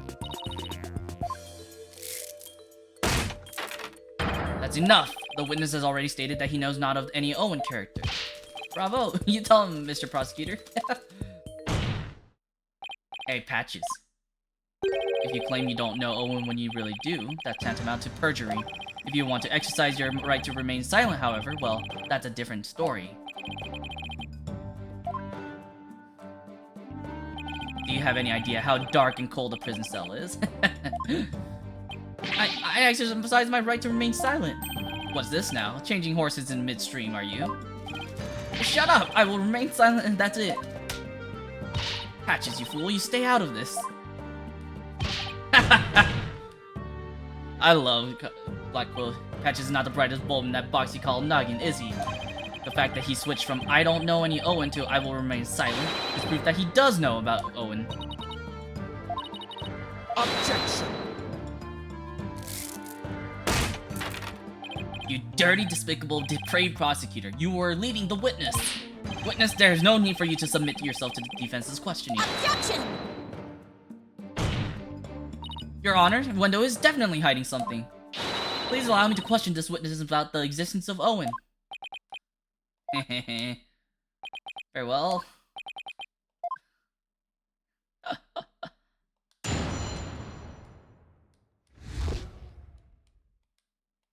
I never met any personality named Owen. Patches was just blurting out nonsense in a panic.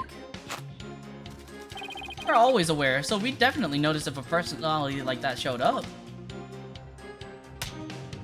How dare you treat me like a criminal based on mere conjecture?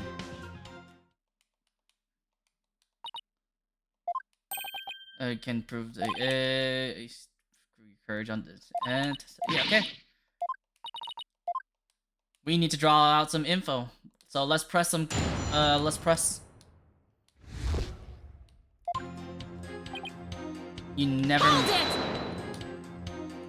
met, huh? Is that how you experience each other? Like people meeting on the street? Or like all three of us are always here, and the personality that's most suited to the moment is the one that comes out. That's not how DID works! It's like the fucking TikTok DID fakers, man. Stand by and listen. Share the same memories. That's not how that works either. Thought about it, but again, that's how. I hate this. I really hate this.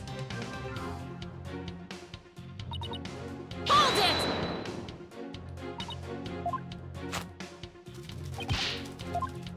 So at first you didn't know anybody named Owen, then you exercised your right to remain silent. Were you afraid of committing perjury? I'll take it. I hate to say it, but Patches is about as smart as a sack of rocks.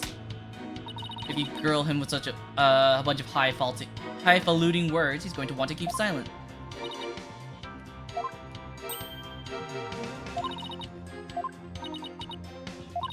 I do know that Pat was just flustered, that's why he decided to remain silent. Hold it! What if for some reason you three were unconscious at the time of the incident? If the three of you weren't alert and aware, what would happen? What would happen? I'm not even sure what you mean. I mean, you three share the same memories, right? But what if Owen is different? What if he has memories separate from yours? Maybe Owen emerges with the three of you are unaware or unconscious. Objection. Fourth is a foregone conclusion. I suggest you prove his existence first. Please let's start delving into the psychology of dissociative identity disorder, please. And twice will happen thrice. If you see one, there are likely 30 in your home.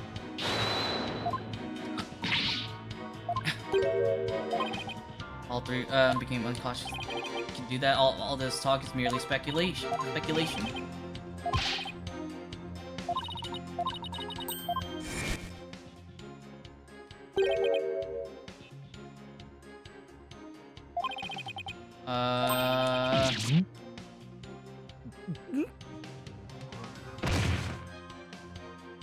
How about getting him? Are we gonna get him drunk?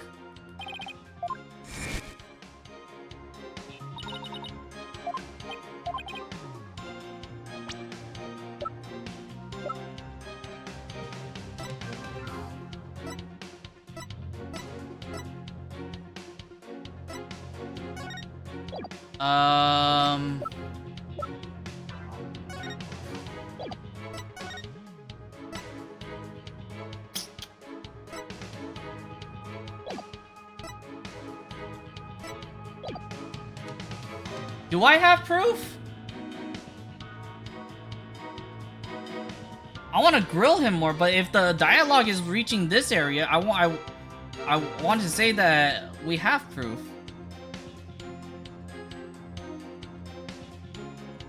What about getting drunk?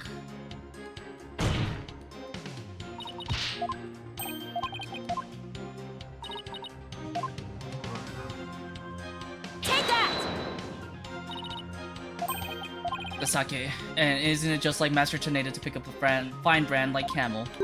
Sake. Oh,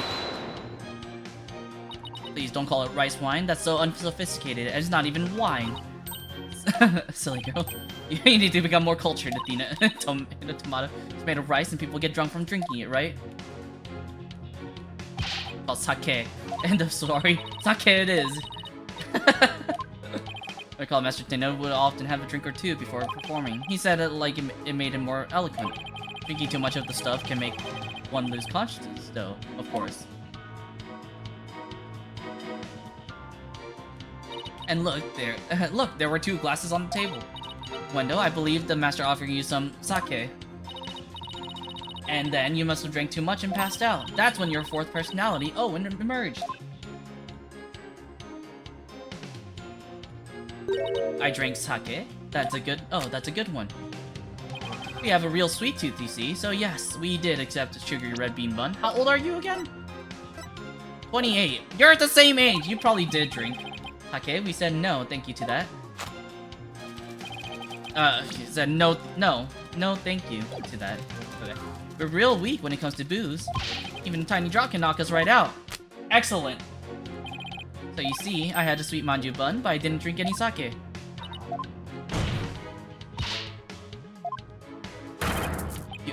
I had not. No trace of the witness having touched either of the glasses, naturally.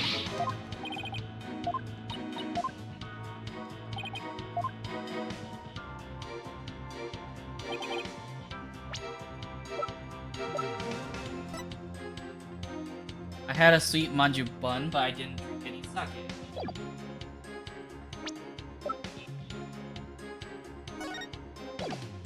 Objection! This shows what most likely made Uendo lose consciousness. That note, are you feeling lightheaded, child, or perhaps a bit peckish? I'm not hungry, and my head feels just fine, thank you very much. Look at the paper note this note is written on. Isn't there something familiar about it? What exactly is your point, defense? The faint design here reminds me of the paper from... Yep, it's a piece of the wrapping paper on the box of manju buns by the victim on the floor. Wendo, you may not have drunk any sake, but you did eat a sweet red bun, right? Well, yes, that's right. I don't know if you are aware of it or not, Wendo, but I believe the manju you ate caused you to fall unconscious. The bean bun? But how? Because those buns contained a secret ingredient. A very punchy secret ingredient at that. A punchy secret ingredient. Yes. Design on the wrapping paper matches that of something else in the room. It does? We're presenting the camel again? Take that! The camel pattern is the same one as same one for the camel. English sucks. The camel pattern is the same as the one for camel brand sake.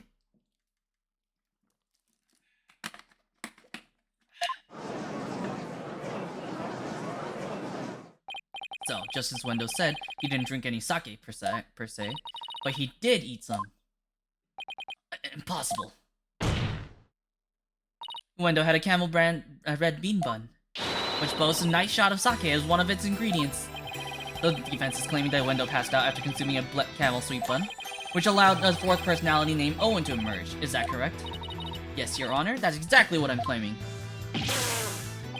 But there's one thing that bothers me. Wouldn't the alcoholic content of the buns evaporate as they are steamed? In order to give them a stronger flavor, some manju are specially made to retain as much of their alcoholic content as possible. What kind of lightweight do you think I am? Even I wouldn't pass out from eating a simple manju. Then how about we test that theory? What do you say, Your Honor? Would you like to share? Would you like to partake in some camel manju? Why must I? Probably. Will you get one for me as well? Not the courthouse stable boy, you know. The bird! Oh, yes, we got the bird back. Oh, you little cutie. And all of you had better pay me back. Oh, I had to give you a treat, Prosecutor Blackquill. What a shame. Now then, tell them my character as it will go. Oh, you remembered the bird's name. We'll reconvene as soon as Taka returns. Oh, the judge is a good fellow.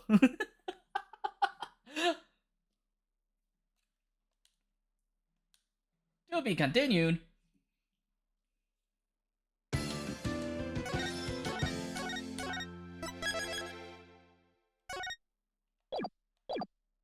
Wait, continue.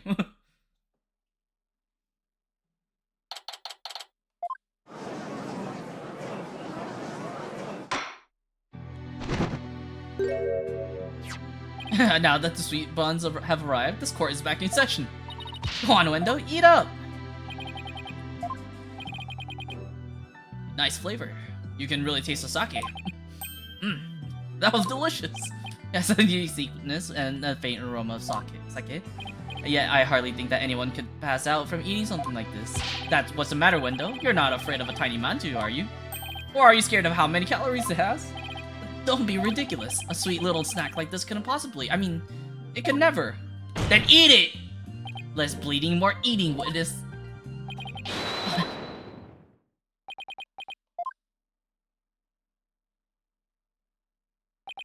See, I told you.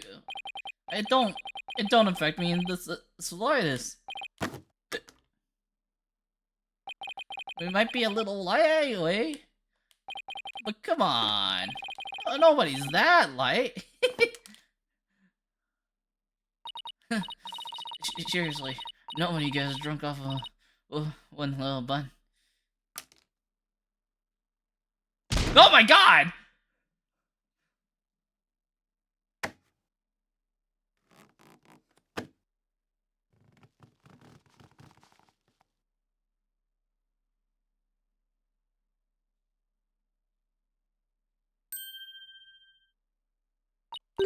It looks like it worked. Oh my witness. Please tell the court your name and occupation. Oh.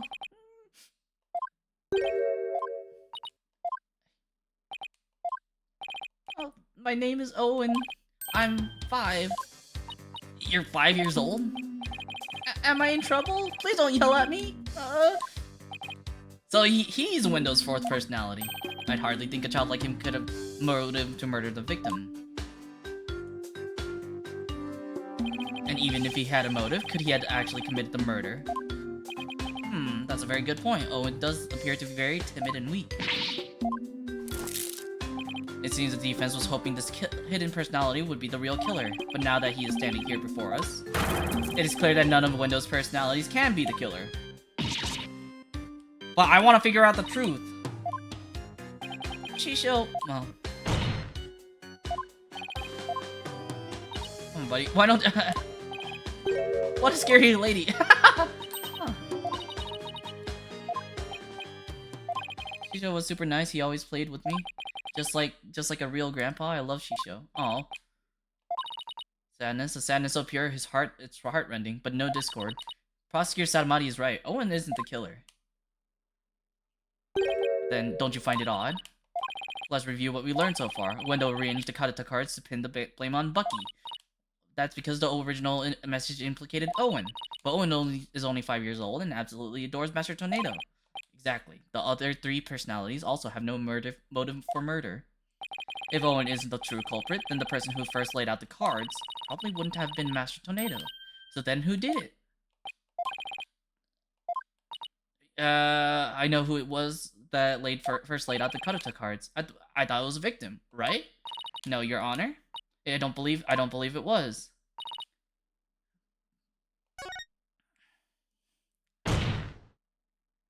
I believe the person who laid the cards out is the very person who killed Typhoon Tornado.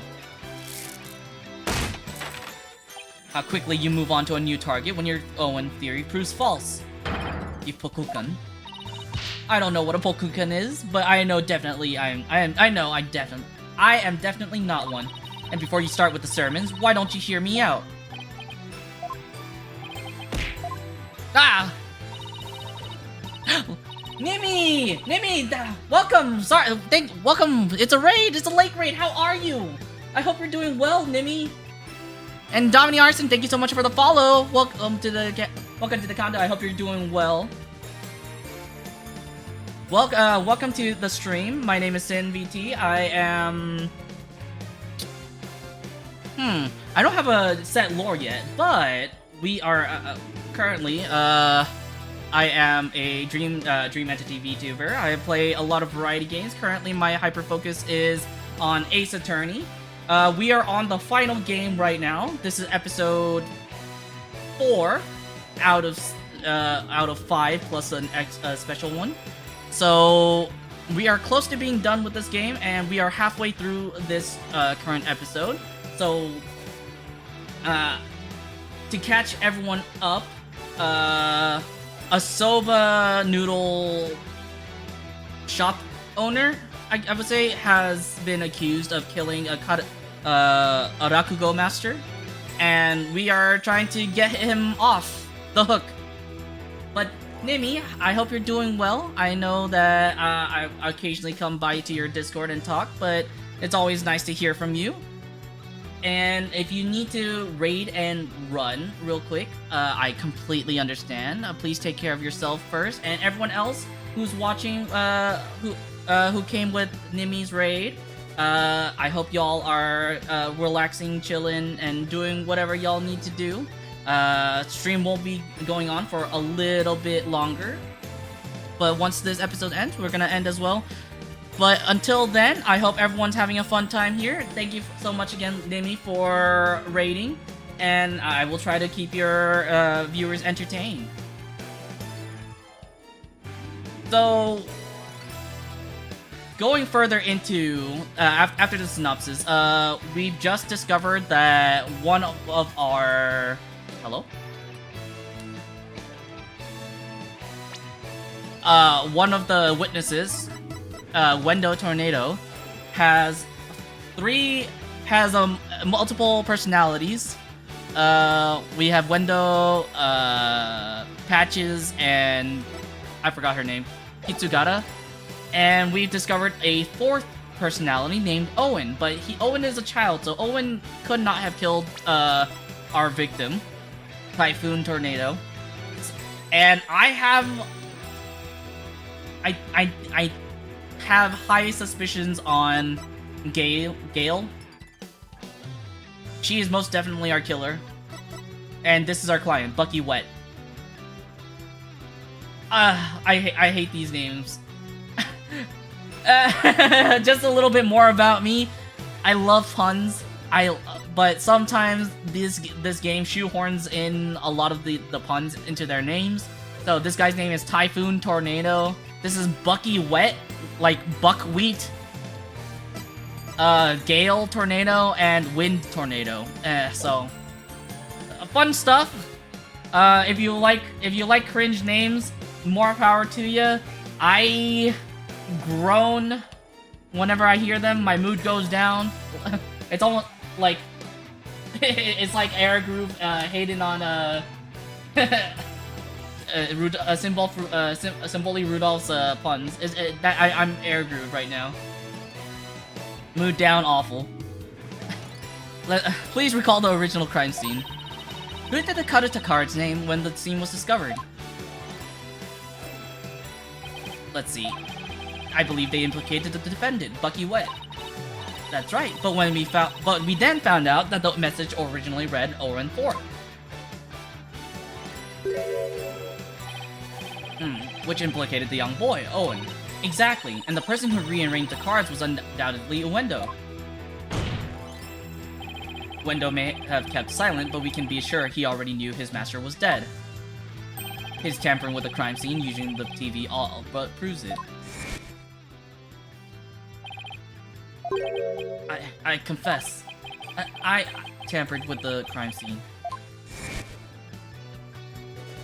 The reason Wendo arranged the cut it to cards and moved the TV was because he saw the Owen 4th message and was convinced Owen had committed the crime. Right on, Prosecutor Blackquill. It would seem that Owen and the other 3 personalities don't share the same memories. But I highly like what I don't like about this.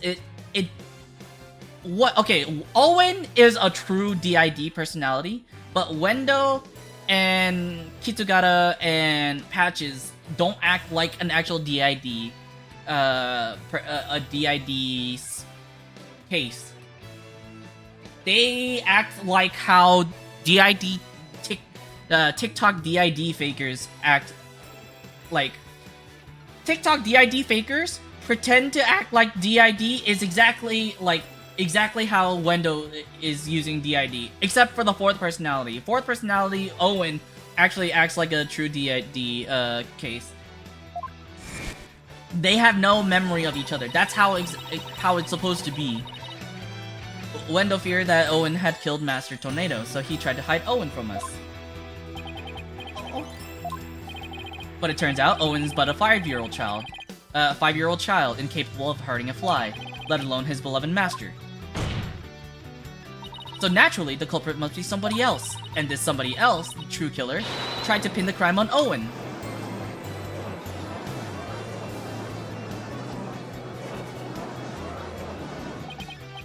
I see.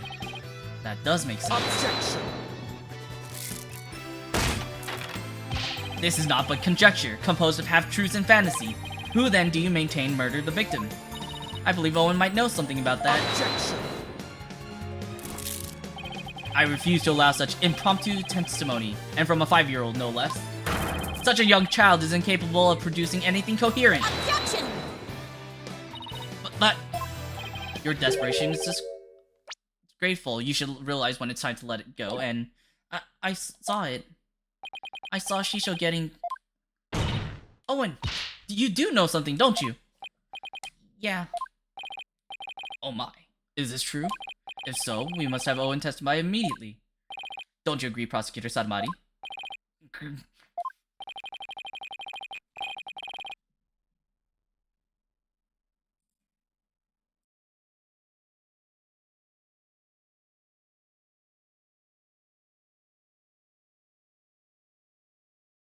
Sorry, my audio broke for a second.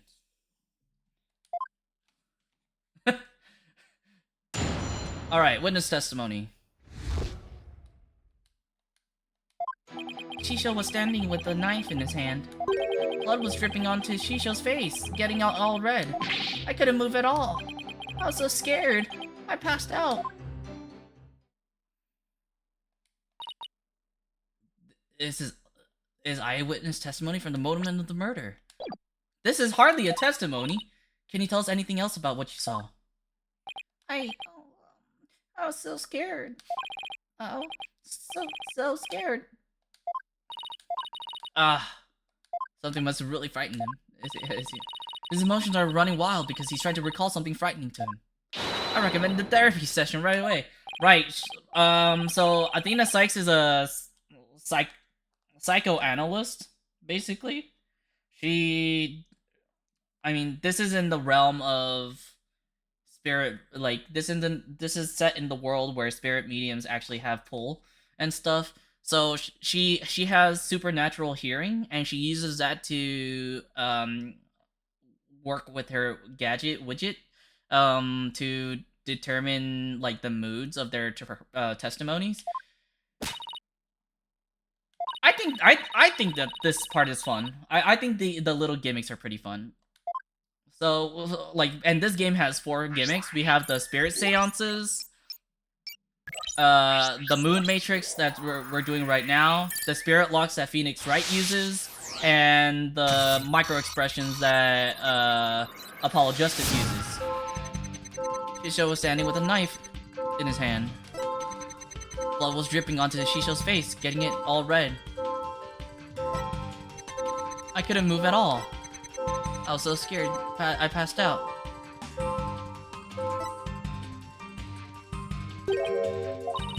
Might be the root cause of his out of control.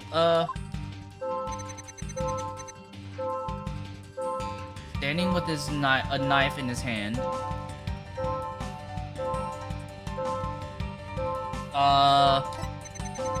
Blood was dripping onto Shisho's face and getting it all red.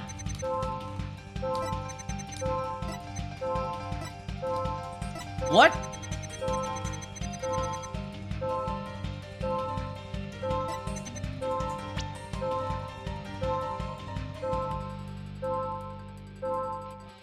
Got it!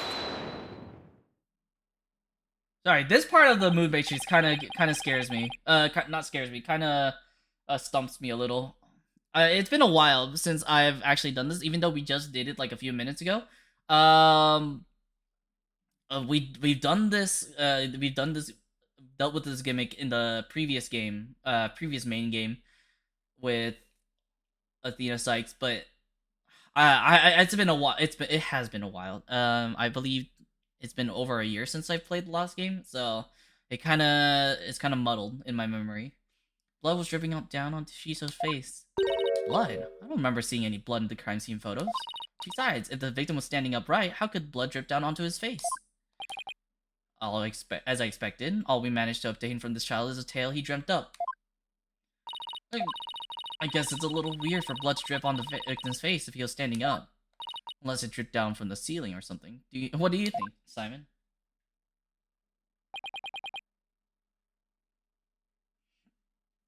I don't know. Owen's one confused and upset kid right now, so who knows how accurate his memory is. Maybe it's time for that thing instead. Oh, what thing? That thing you and your cohorts do. What do you call it? Rotate your thinking about? Turn about? You mean turn your thinking around? Yes, whatever. It's the same thing either way. No, it isn't. Who's ever heard of rotating your thinking? I mean, rotate is, hey, wait a minute. What? You know what, Simon? In this case, I think rotate just might work perfectly after all. Come again? All I have to do is rotate things by 90 degrees. When he saw his master, Owen must have been lying on the floor when he witnessed his master's murder. What? That's the conclusion I arrived when I rotated my thinking by 90 degrees, which means that all of the visuals in my matrix were off by 90 degrees. And this means Master Tornado was also lying on the floor, which solves another mystery. And which mystery is that? The mystery of how blood could have been dripping onto the victim's face. It becomes much easier to imagine how that could happen if he was lying down. Like someone bleeding onto Master Tornado from somewhere up above him. I remember now. Somebody was sitting up on top of Shisho. So trying to recall his master's bloody killer is what spooked Owen originally. The blood that stained the victim's face red came from the person sitting on top of him. The victim was holding a knife, so he slightly nicked his attacker as he was fighting back. This means his assailant was injured on their face somewhere, like the forehead, perhaps.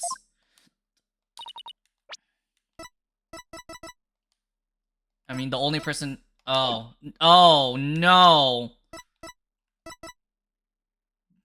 Bucky has a injury on his head as well. I see, so that is what happened. But if I recall correctly, the accused has a fresh bandage on his forehead, does he not?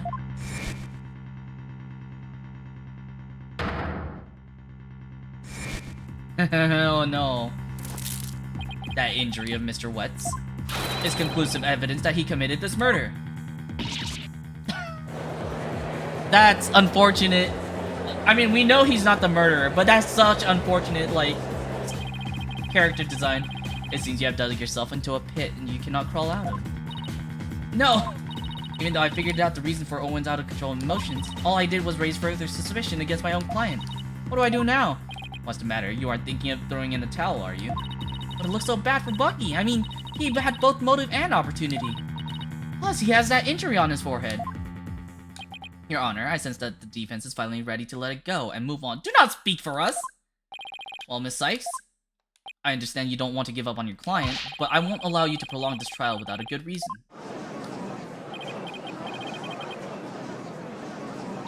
Silence. Athena, are you having doubts about Bucky's innocence? I wouldn't say that, it's just... Do you remember what you said to Bucky earlier this morning? You mean you believe me, man? Of course, no matter what, I'll believe in you to the very end. Wait, did we say that? Were those just empty words? Of course not, it's just that all the cards are stacked against us. Are you still stuck on that line of thinking? Motive, opportunity, and an injury to his forehead? Is that all it takes to make you stop believing in your client? I have never seen our perspective shift like this. Like we're always looking to our left or right, wherever we are. And then, but like to get grabbed by the collar like this, this has never happened. Tell me again, who are you to Bucky? It's Miss Chickadee Lawyer. Then do your duty and believe in him until the very end. I will. Simon's absolutely right. I'm Bucky's lawyer, and he's depending on me. Defense team, please, no fighting in my courtroom. The defense is ready to resume, Your Honor. Prosecutor Blackwell was just giving me a pep talk, that's all. Thank you, Prosecutor. I didn't do it for your sake. I did it for the future of Wetsova. Yeah, I got it. The defense would like to now continue with Owen's therapy session. Owen, would you be alright with that? Okay. So somebody was sitting on top of Shisho, bleeding from their head, and smushing something into Shisho's face. That's funny. What is it? I still hear discord in Owen's voice, but I don't sense any inconsistencies between his statements and his emotions. And there don't seem to be any contradictions in his testimony itself either. Ah, so that's it, huh? Did you figure something out? Your ability to sense emotions is making you focus too much on his feelings, Athena. But there's actually something he's being very vague about in his testimony. If you can clarify what he's feeling uncertain about with some evidence, you should be able to move forward from there. Oh, okay, that makes sense. I'll give it a try. I'll just update the move matrix with the new information, and then we'll be ready to go. So I just need to present some evidence on what Owen is being vague about, huh?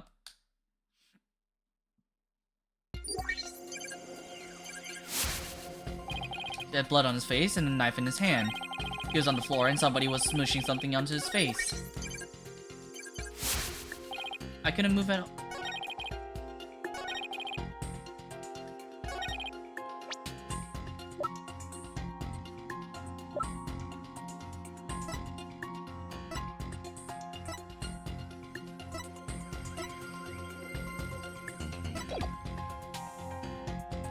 I couldn't move. Oh, I was so scared. I passed out.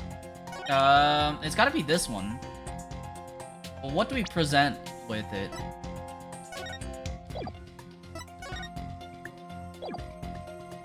Objection!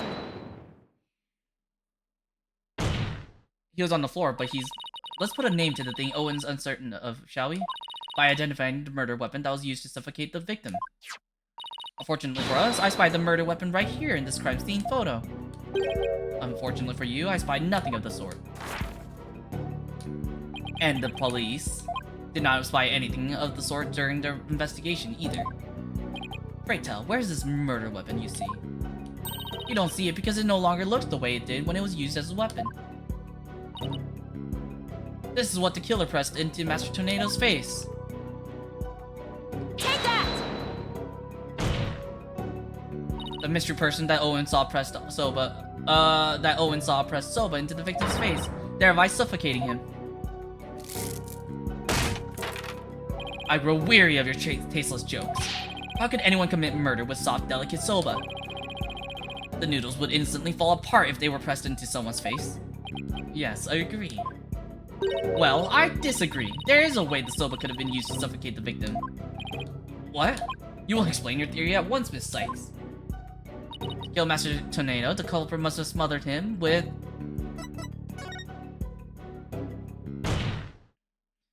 The culprit must have used soba before he was cut into noodles. In other words, a murder weapon was raw soba dough. What?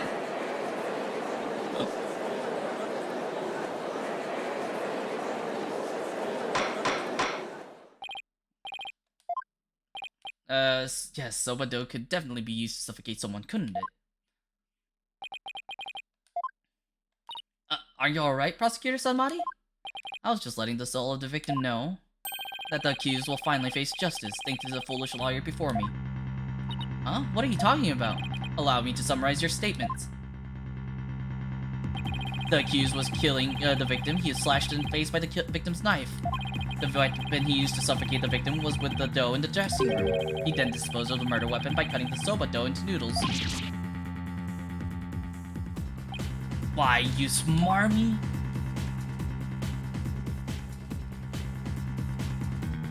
Afterwards, the accused put the victim's face into a bowl of soba noodles and broth to wash off the blood that had dripped onto the victim's face from his own. And there you have it, the true sequence of events behind this foul affair. Now, wait just a minute. I never once said that Mr. Wet was the culprit. Who but the accused knows how to cut dough into noodles, defense? That's a very good point, Prosecutor Sanmari. I heard that cutting soba dough into uniform noodles requires considerable training. But then, what about the dying message? How do you explain that? The defendant couldn't have possibly known about Windows Owen personality. Perhaps the victim was simply playing with the cards and they hold no other meaning. Perhaps he spelled out Owen's name in jest sometime before his murder. I don't know about that. Hold it! The fourth, is there anything else you can tell us? It doesn't matter how small of a detail, anything will do. You're scaring me. Just tell us anything you can remember. Well, when I woke up, the person who killed Shisho was standing over me, bleeding from their head. I don't know who it was. Wait, you don't know who it was? I don't know what Owen saw, but suffice to say we are analyzing the dreams of a child. You've wasted enough of our time, defense. Let it go and move on. No! There's still discord in Owen's heart that needs to be addressed. Therefore, I can't give in here. Owen, do you think you can continue your testimony for us? Okay. Let's enter the new info.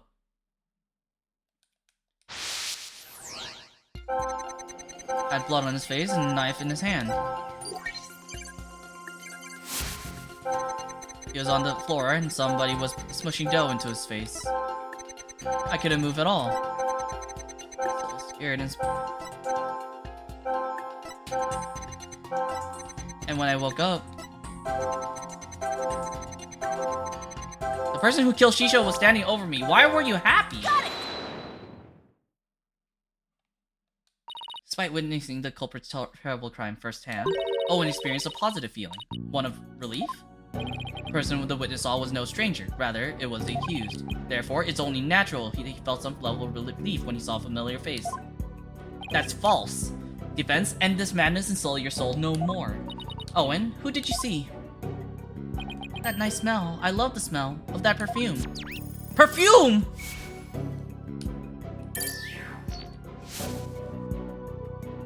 It's the smell of, oh, the smell of... Oh, no. Owen!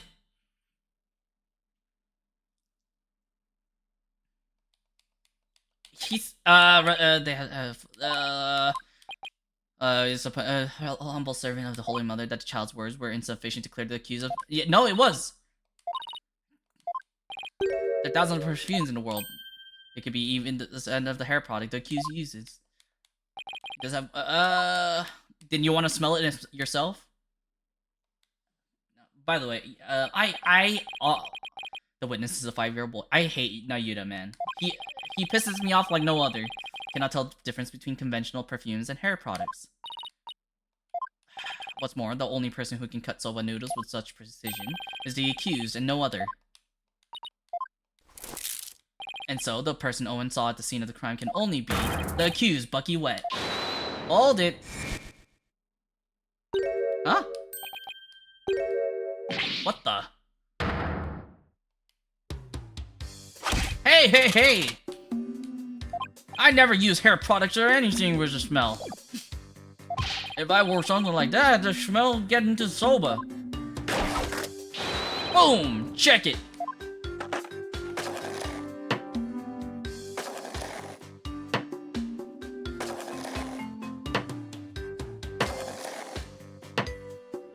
Why couldn't you give us the soba with both of us? Whatever. You think I let my soba stink of perfume? Try that chilled soba for yourself and see. I believe we have no choice but to try it. Strictly for examination purposes, of course. Now then, let's dig in, shall we?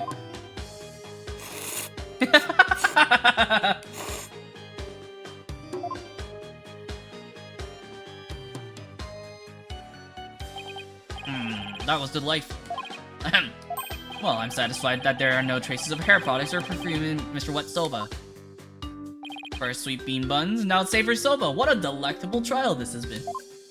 This texture is different from the soba I had the other day. It reminds me of a dish we have in Kurain called Banupun.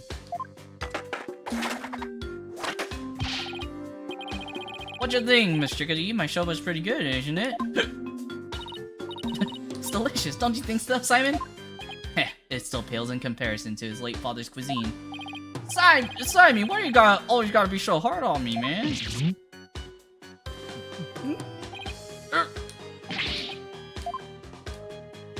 Rest! Hey, I ain't a lump of plain old weedy dude on dough, you know? I'm fresh like my soba. You don't let soba dough rest. It's about 3 freshers of soba. Grind the seeds fresh, cut the dough fresh, and boil the noodle fresh.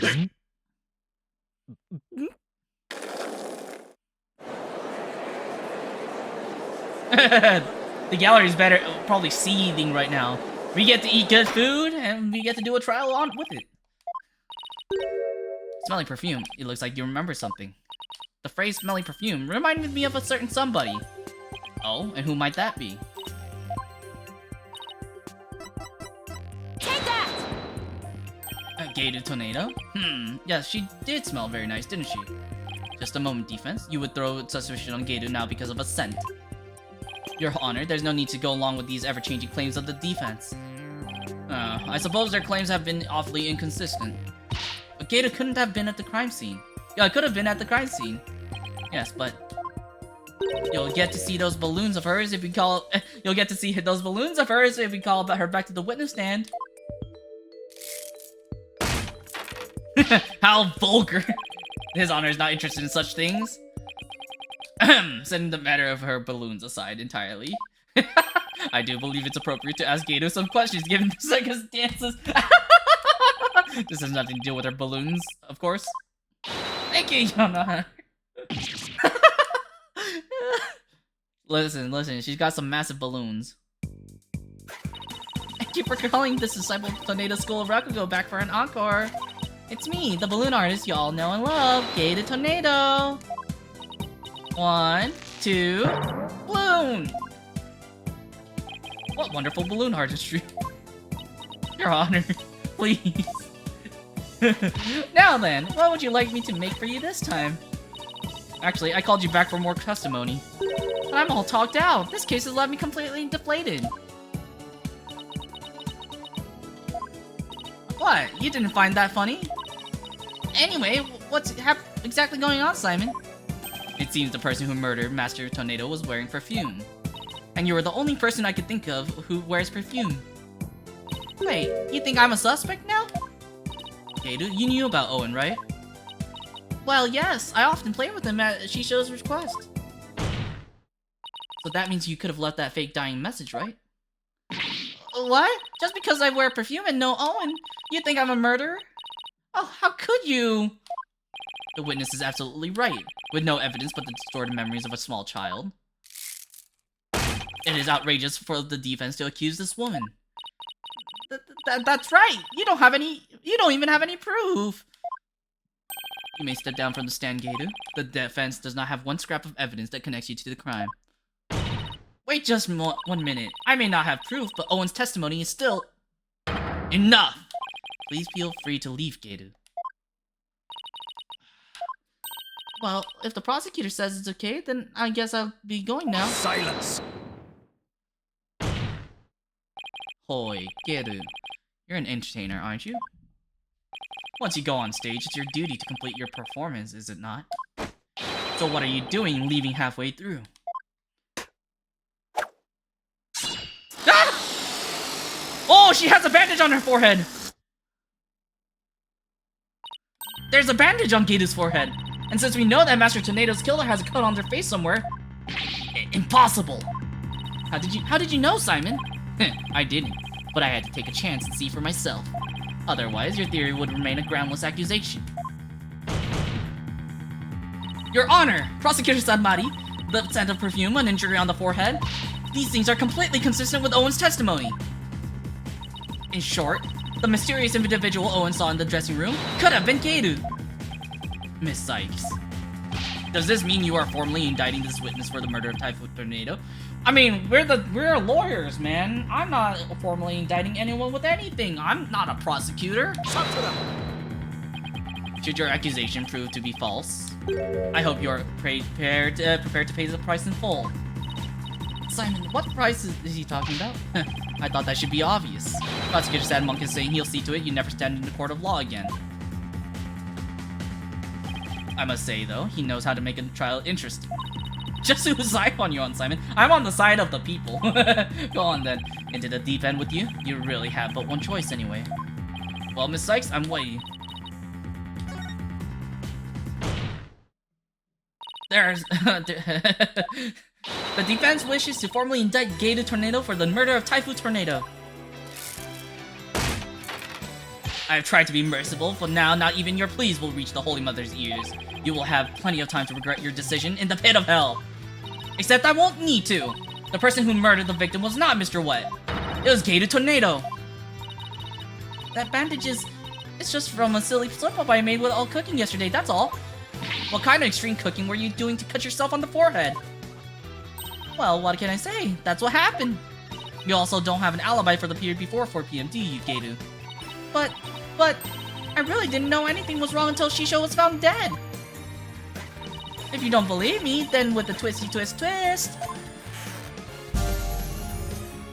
And Bloom! There you have it, an adorable little kitty. How could you suspect a cute little widow artist like me, Geru, I've been meaning to say this for a while now, but could it be that you don't have an eye for balloon art? Don't you think I don't know that? I know that. You didn't have to come out and say it. I'm the daughter of a great Rakugo artist. I never wanted to do stupid balloon art. I was supposed to be a Rakugo storyteller too, just like my late daddy. But Shiso told me to do balloon art instead. Yike. So you're still gonna suspect a poor little thing like me?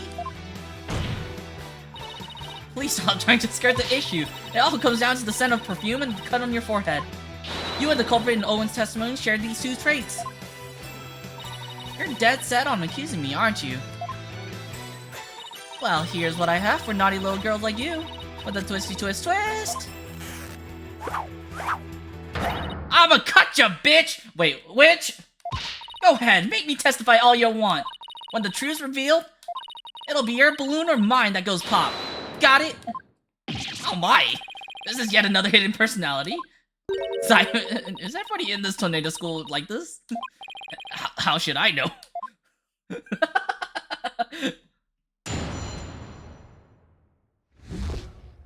What I did before the murder.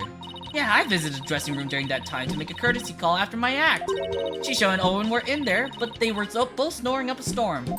I saw this note Shisho left, and so I just left. Didn't want to disturb him, you know. The perfume Owen smelled must have been left over from when I visited. I can fix her.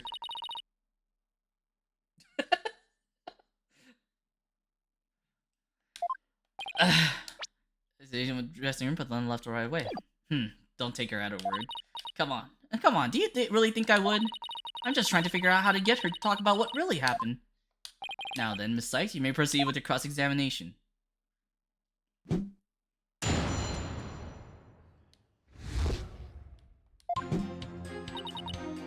Hold it! A courtesy call after your performance, huh? Come to think of it, Wendell mentioned making it the same kind of visit. Yeah, a visit to your master before and after your routine. That's just common courtesy with us Rakugo artists and entertainers. So that means you paid the victim a courtesy call before your performance too, right? What did you see at that time? He was having a drink and getting himself into a festive mood. He'd like to say that drinking it gave him a silver tongue. So he was already drinking by then. Wendell wasn't there in the dressing room yet at the time. He must have gone there during my act, because when I went back... Shisho and Owen were in there. Hold it! Could you describe how they appeared? They were both stretched out on the floor, snoozing away. After all, who wouldn't stretch out the floor if they take Owen said in his testimony? But if he was asleep, how could you tell it was Owen? How did you know it wasn't a window? I've known the guy for ages. One look at his face and I know which one I'm dealing with. I see. I saw the note Shisho left, so I just left. Didn't want to disturb him, you know?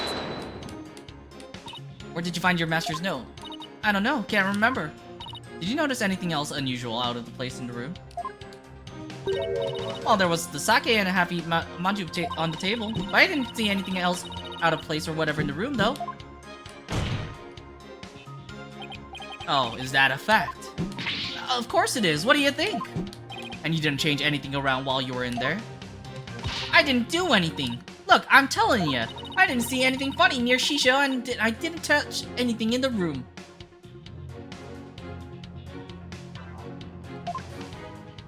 Your baldness, I request that Geito's last statement be added to their testimony. Simon, what's a statement like that going to do for us? Just play along and you'll see soon enough. I have no problem with it, Your Honor. Say anything funny near Shisho, and I didn't touch anything in the room.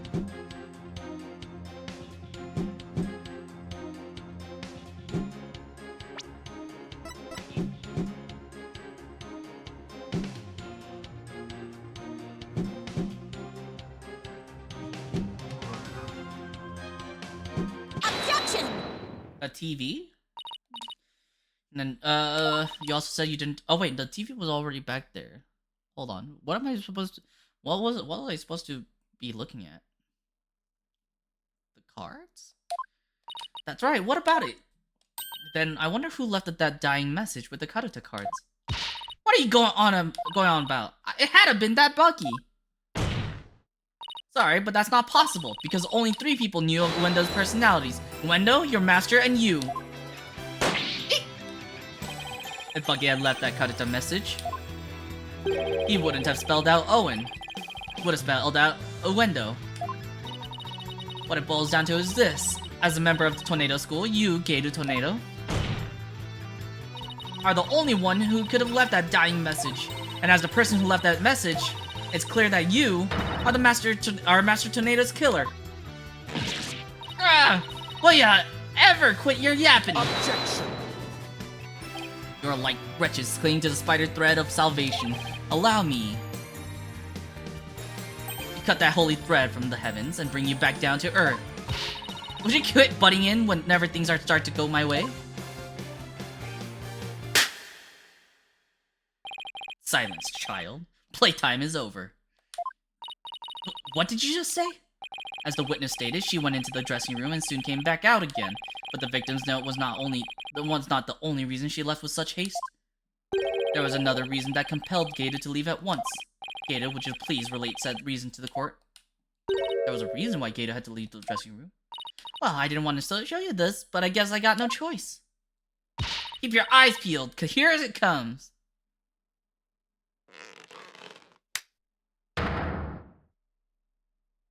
Your hand's all swollen and red. What happened? If you must know, I'm allergic to buckwheat. What?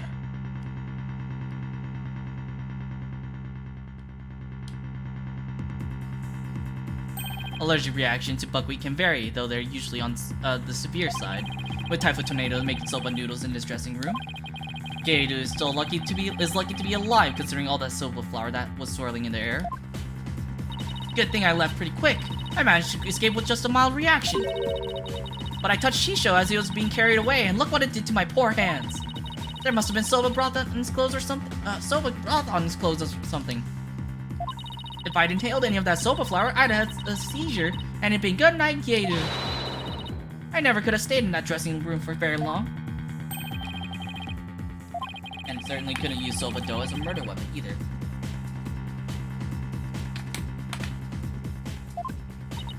This isn't good. You knew it would come to this, didn't you? That's why you never mentioned her allergy. As if I would do anything so underhanded. I was simply trying to protect the privacy of this witness. I'm sick of all these accusations. Why don't I just testify and get it all out in the open, yeah?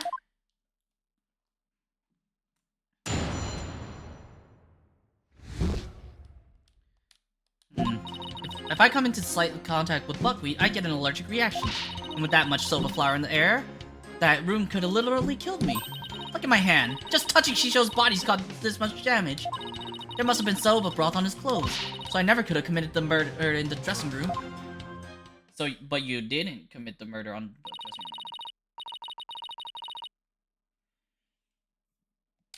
dressing room. Does it look like I knew? Protect the privacy of the witness. My foot, what a dirty trick. Now what do we do? There's only one thing to do. Put Prosecutor Sad Monks to shame with your cross-examination. Alright, let's find something. Hold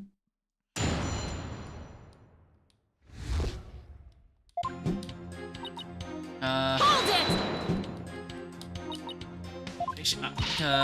From my grave of my father up in heaven. I can even get you to a doctor's certificate if you want. No thanks. For as long as I never dreamt in a million years it to clear me of murder.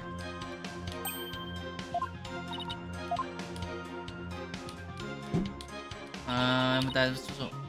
Hold it! I'm going regardless. Oh. Don't be, I would have suffocated to death before Shisho did.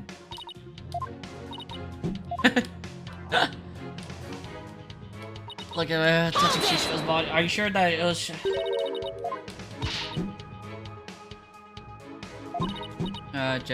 goodness, soba allergy.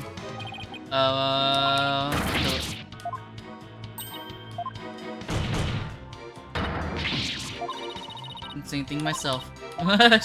Got this, because I touched Shisho. Hold it! If you're allergic to soba, does that mean you're allergic to the noodle broth too? The noodles can dissolve into broth, so duh, such a soba broth can just be as deadly for me. Don't you know anything? What an amateur. Look, anything that has soba in it, or anything that has touched soba, is like poison to me. Hold it! So, I just want to cover up my bases. Could the murder have possibly occurred somewhere other than the... Objection! No. That is a question. By even asking, you show your completely disregard for all we have discussed until now. He didn't take a single step from his dressing room around the time of the murder.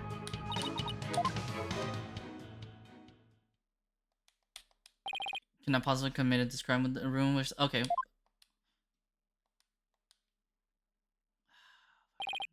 Finally, the time has come for the last rites of the victim to begin.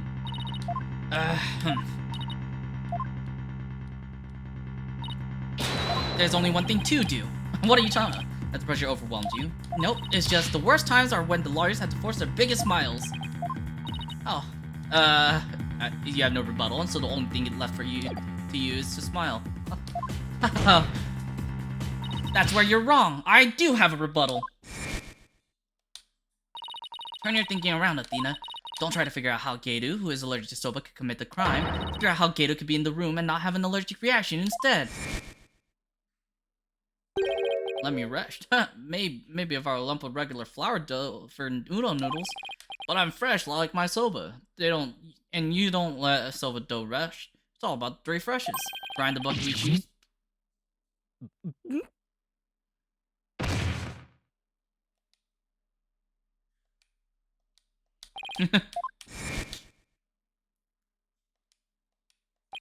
It appears to have been written by the victim. Resting, do not disturb. That's the note I saw. After reading that, who wouldn't think Shisho was napping? I'm allergic. Mon Dieu! What if that certain piece of evidence doesn't mean what we think it means? What if that's the case? I might be able to prove that Geru could have committed this crime. True, I can't overturn facts, but what if we got our facts about a piece of evidence wrong?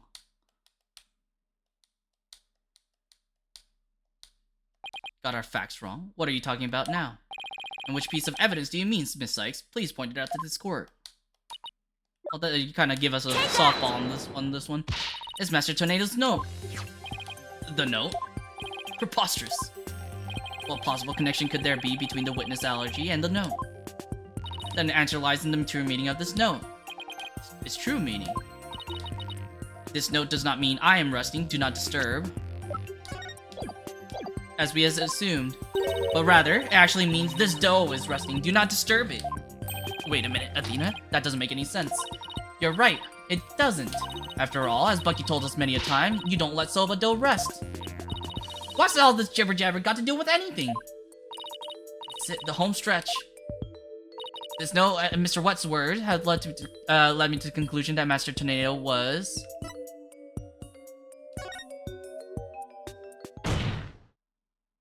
the victim. Typhoon Tornado was not making buckwheat noodles. He was making ordinary udon noodles instead. Konka. That layer of flour in the dressing room wasn't soba flour, but plain old wheat flour for udon. So actually, it was totally possible for Geru to be in that room and kill our master. Oh, she's a clown. What?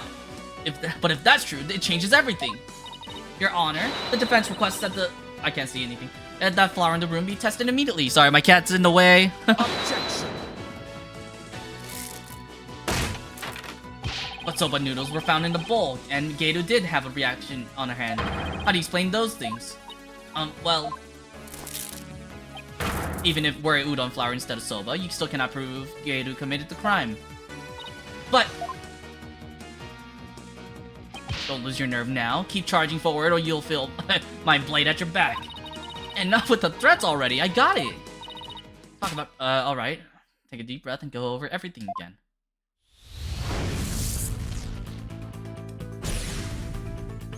I want to revisualize the case from start to finish. I have to find conclusive evidence that Geru committed this murder. What was Master Tornado making in his new dressing room?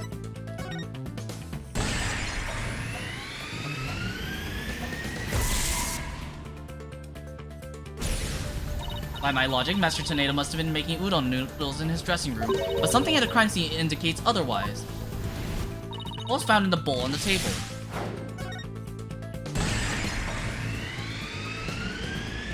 There was soba in the bowl. So what if she didn't make soba?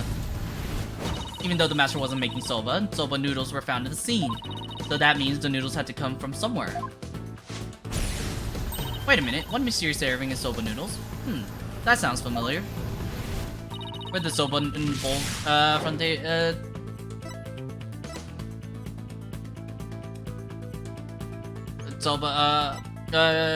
where'd the soba in the bowl from? I can't English. Where did the soba in the bowl on the table come from?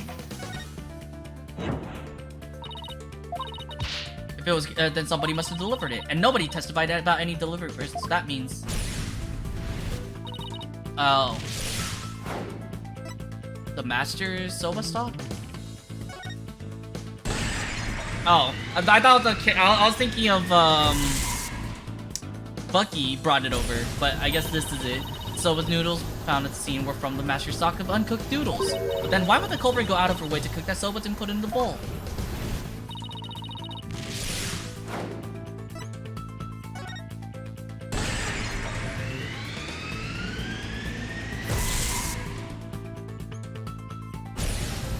Soba was found at the scene, so that means the culprit must have taken the udon with her to hide it. But why did the culprit take the udon away and hide it? It must have been...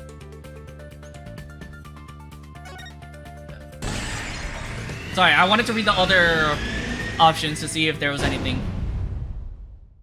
I mean, we have already explained that the murder weapon was udon dough. The reason why no weapon was found is because Geru got rid of dough somehow.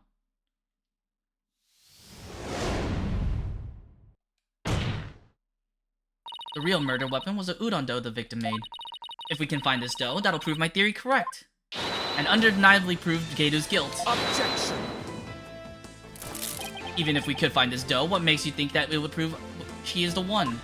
Please recall Owen's eyewitness testimony, Prosecutor Satomari. If the injury on Geru's forehead was caused by the victim's knife, then Geru's blood must have dripped down onto the dough used as a murder weapon. That would make the dough pretty conclusive evidence, wouldn't you agree? Ah, but where is this conclusive evidence? Let us hear your theory on where this murder weapon is. Well, it's...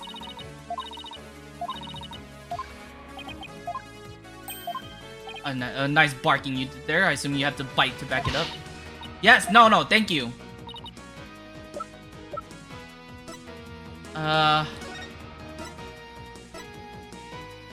This... Take that! Geru? Huh? What is it? I'm just an innocent girl. I don't know anything about a murder. Stop that cute act on in your balloon hat. Geru got rid of the dough she used to kill Master Tornado in a bold and daring way. She did it right in front of Prosecutor Blackwell's nose, by feeding it to her dog. No!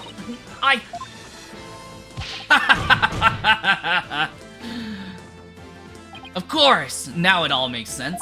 I was puzzled as to why Geru, who should know her own dog's eating habits, would feed Jugemu more than he could possibly finish. Your Honor, please order an investigation of the yard right now! And what should the police at the theater be looking for exactly? Jugemu must have buried his leftover dumplings somewhere around his doghouse. Dumplings that Geru made out of the udon dough with her blood in it. This is preposterous. I want to thank you, Simon. If you hadn't kept me going, I might have given up along the way. What are you blathering on about? You still have work to do. Now, by your hand, finish this wretched case off, Athena. You got it. Hi, cat. Geru, do you remember what you said would happen when the truth is finally revealed? When the truth's revealed, it'll be your balloon or mine that goes pop. Got it? Well, now the truth is out, and it looks to me like... it's your balloon that goes pop!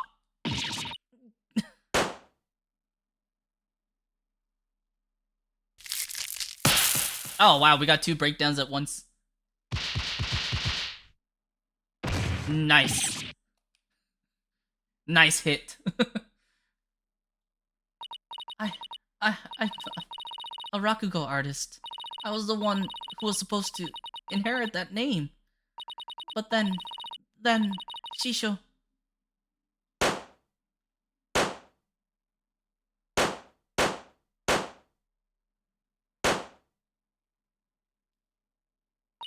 Why are my balloons bursting? Daddy, are you mad at me? I've been a bad girl. Ah!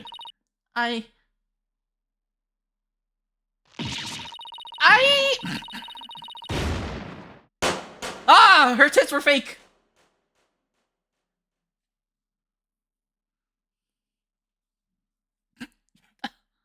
Wait, she doesn't even have pink hair! Oh. Are you ready to tell us everything now? The whole reason I entered the world of Rakugo in the first place was to follow in my father's wonderful footsteps and inherit his stage name. His stage name? You don't mean... Wendo Tornado. I knew I wasn't very good at storytelling, but I thought that if I did the stupid balloon thing like Shisho wanted, I'd inherit the name someday.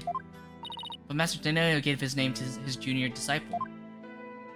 Yeah, that's why I took my revenge on Shisho during the celebrating the name succession.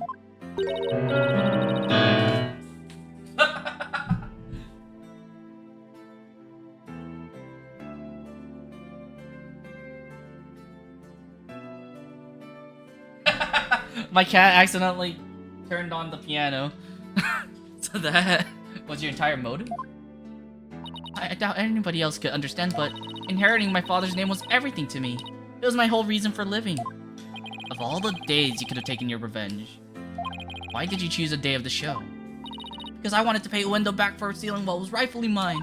I wanted to pin the blame on him at the show where all the Tornado fans were gathered. But then Uendo tried to shift the blame onto Bucky Wet. And now we know the whole story. There's just one more thing I want to know. Did you know Master Tornado was making udon in his dressing room yesterday? No, I didn't. When I saw the soba making tools, I was worried about my allergy. But it was my only chance to get my revenge on the two of them, so I went ahead and did it. So it was a premeditated crime, but in the end, you only went through it with it on impulse. Then the allergic reaction on your hand? Is it from touching the soba in the refrigerator with your bare hands? When you were tampering with the crime scene after your master's death? Yeah. By that time, I wasn't clear-headed enough to worry about my allergy. Geidu, how could you do all this, you idiot? Geidu, I get your desire to inherit your father's name. But what you really should have inherited from him wasn't his name, but his heart. His heart.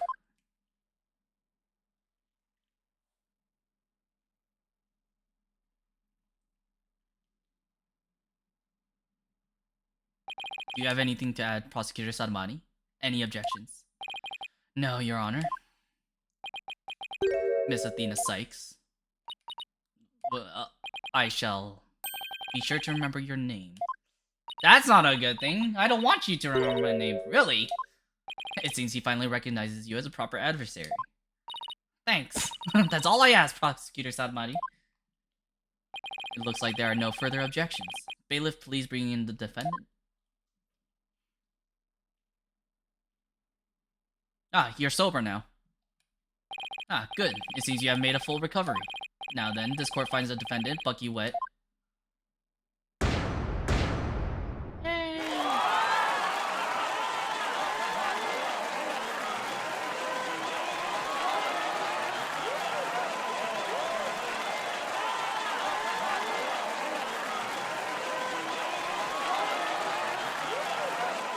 This court is adjourned.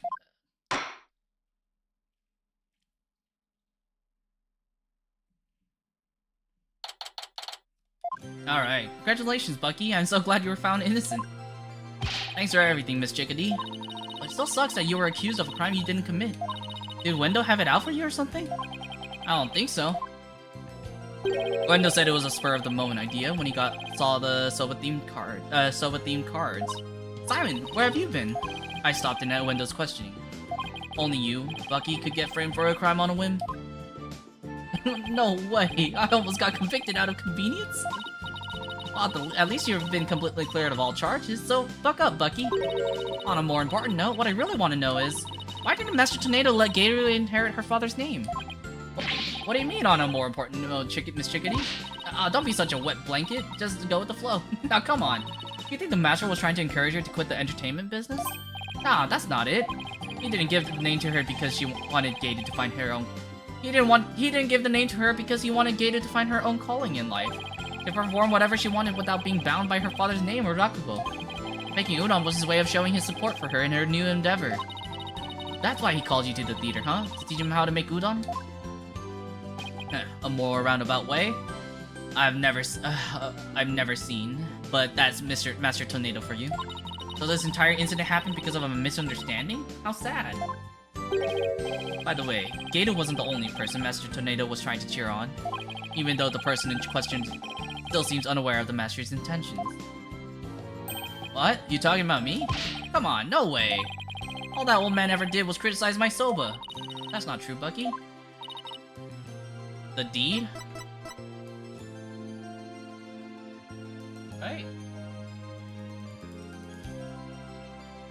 Take that! Take a good look, Bucky. Whose name is on there as the holder of this title deed? It's still in my name. Master Tornado was just up to one of his tricks when he said he stole the shop from you. He was trying to force you to grow into a truly capable owner in your father's stead. Probably use some tough love on you so that the shop wouldn't just go belly up. Aw. I see. I never knew.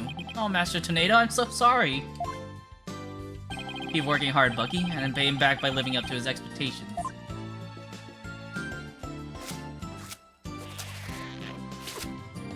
Thanks, Simey. And you too, Ms. Chickadee. One day, my soba's gonna be so good, it'll knock that old man's socks clean off. After all, I'm the 4th owner of Wet Soba, Wet Noodle number 4. Oh, I better be getting back to my shop. I gotta get ready for the lunch rush. Hold on. Can I place an order for delivery? Yes, Ms. Chickadee? Could you deliver a bowl of udon to Geru on behalf of her master? You got it. I'll make sure it's got all the TLC Master Tornado would have packed in it too. Aw. See ya. Be sure to drop by the shop sometime. Bring the whole agency with me. Oh. I'm the best soba in town waiting for you when you come. Peace out. It's nice to see somebody giving it all, isn't it? I wonder if I had leveled up any thanks to this case. Don't kid yourself. The trial would have been a spectacle and a half had I not been by your side. You don't know that. For a lawyer who's versed in psychology, you're too full of weak points. You need to learn to analyze yourself more objectively. Or you could just teach me your famous mind trick, Simon. No. Why shut someone down, and why not? Because the more pesky lawyers there are, the harder my job becomes. So it's in my best interest for you to remain green forever. Hey, what's that? What about what's in my best interest? Besides, weren't you the one who had the wool pulled over your eyes by Wendo? Must you remind me? How could I have known Wendo would do Time Soba? Hey, speaking of Time Soba, I just thought of something funny. Oh, goody, I can't wait. Okay, here it is. In Time Soba, why didn't Mon number 9 get counted? Come on, do you know, Simon? How should I know? Because 7, 8, 9. Oh my god! Simon, I get how you feel. That I should have known. Come on, let's go get Soba something and go home. Your treat? I'll treat you to 50% of the tab. And don't forget, you still owe me for that manju. Really, Simon? It wouldn't hurt for you to pay for me every once in a while, you know? Quit squawking and start walking, Athena. Aw, birds of a feather. Hey, wait for me. Aw. I feel bad, though, you know? That kind of shit, that kind of stuff, sometimes you gotta say like, directly outright. Oh, hi, Cat. Are you back?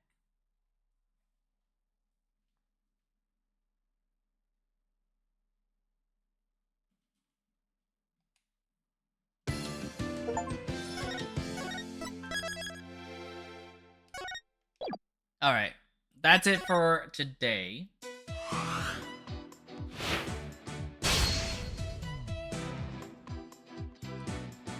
And yeah, we have one more chapter to go. It's the finale, and then the special episode.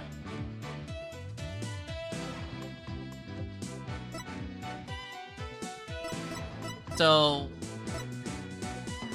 yeah. This is gonna be a long one, probably a two-parter. But, and then this one, I'm wondering if this is gonna take even longer since it's a special episode. But that's all I have for today. I hope everyone has a great day, afternoon, evening, wherever you are. And as always, please remember to take care of yourselves, and I will see you all in the next stream. And thank you once again, Lady Nimue, for the raid. I truly appreciate you. Thank you so much for the follow, Dominique Arson. You guys make this hobby worth continuing.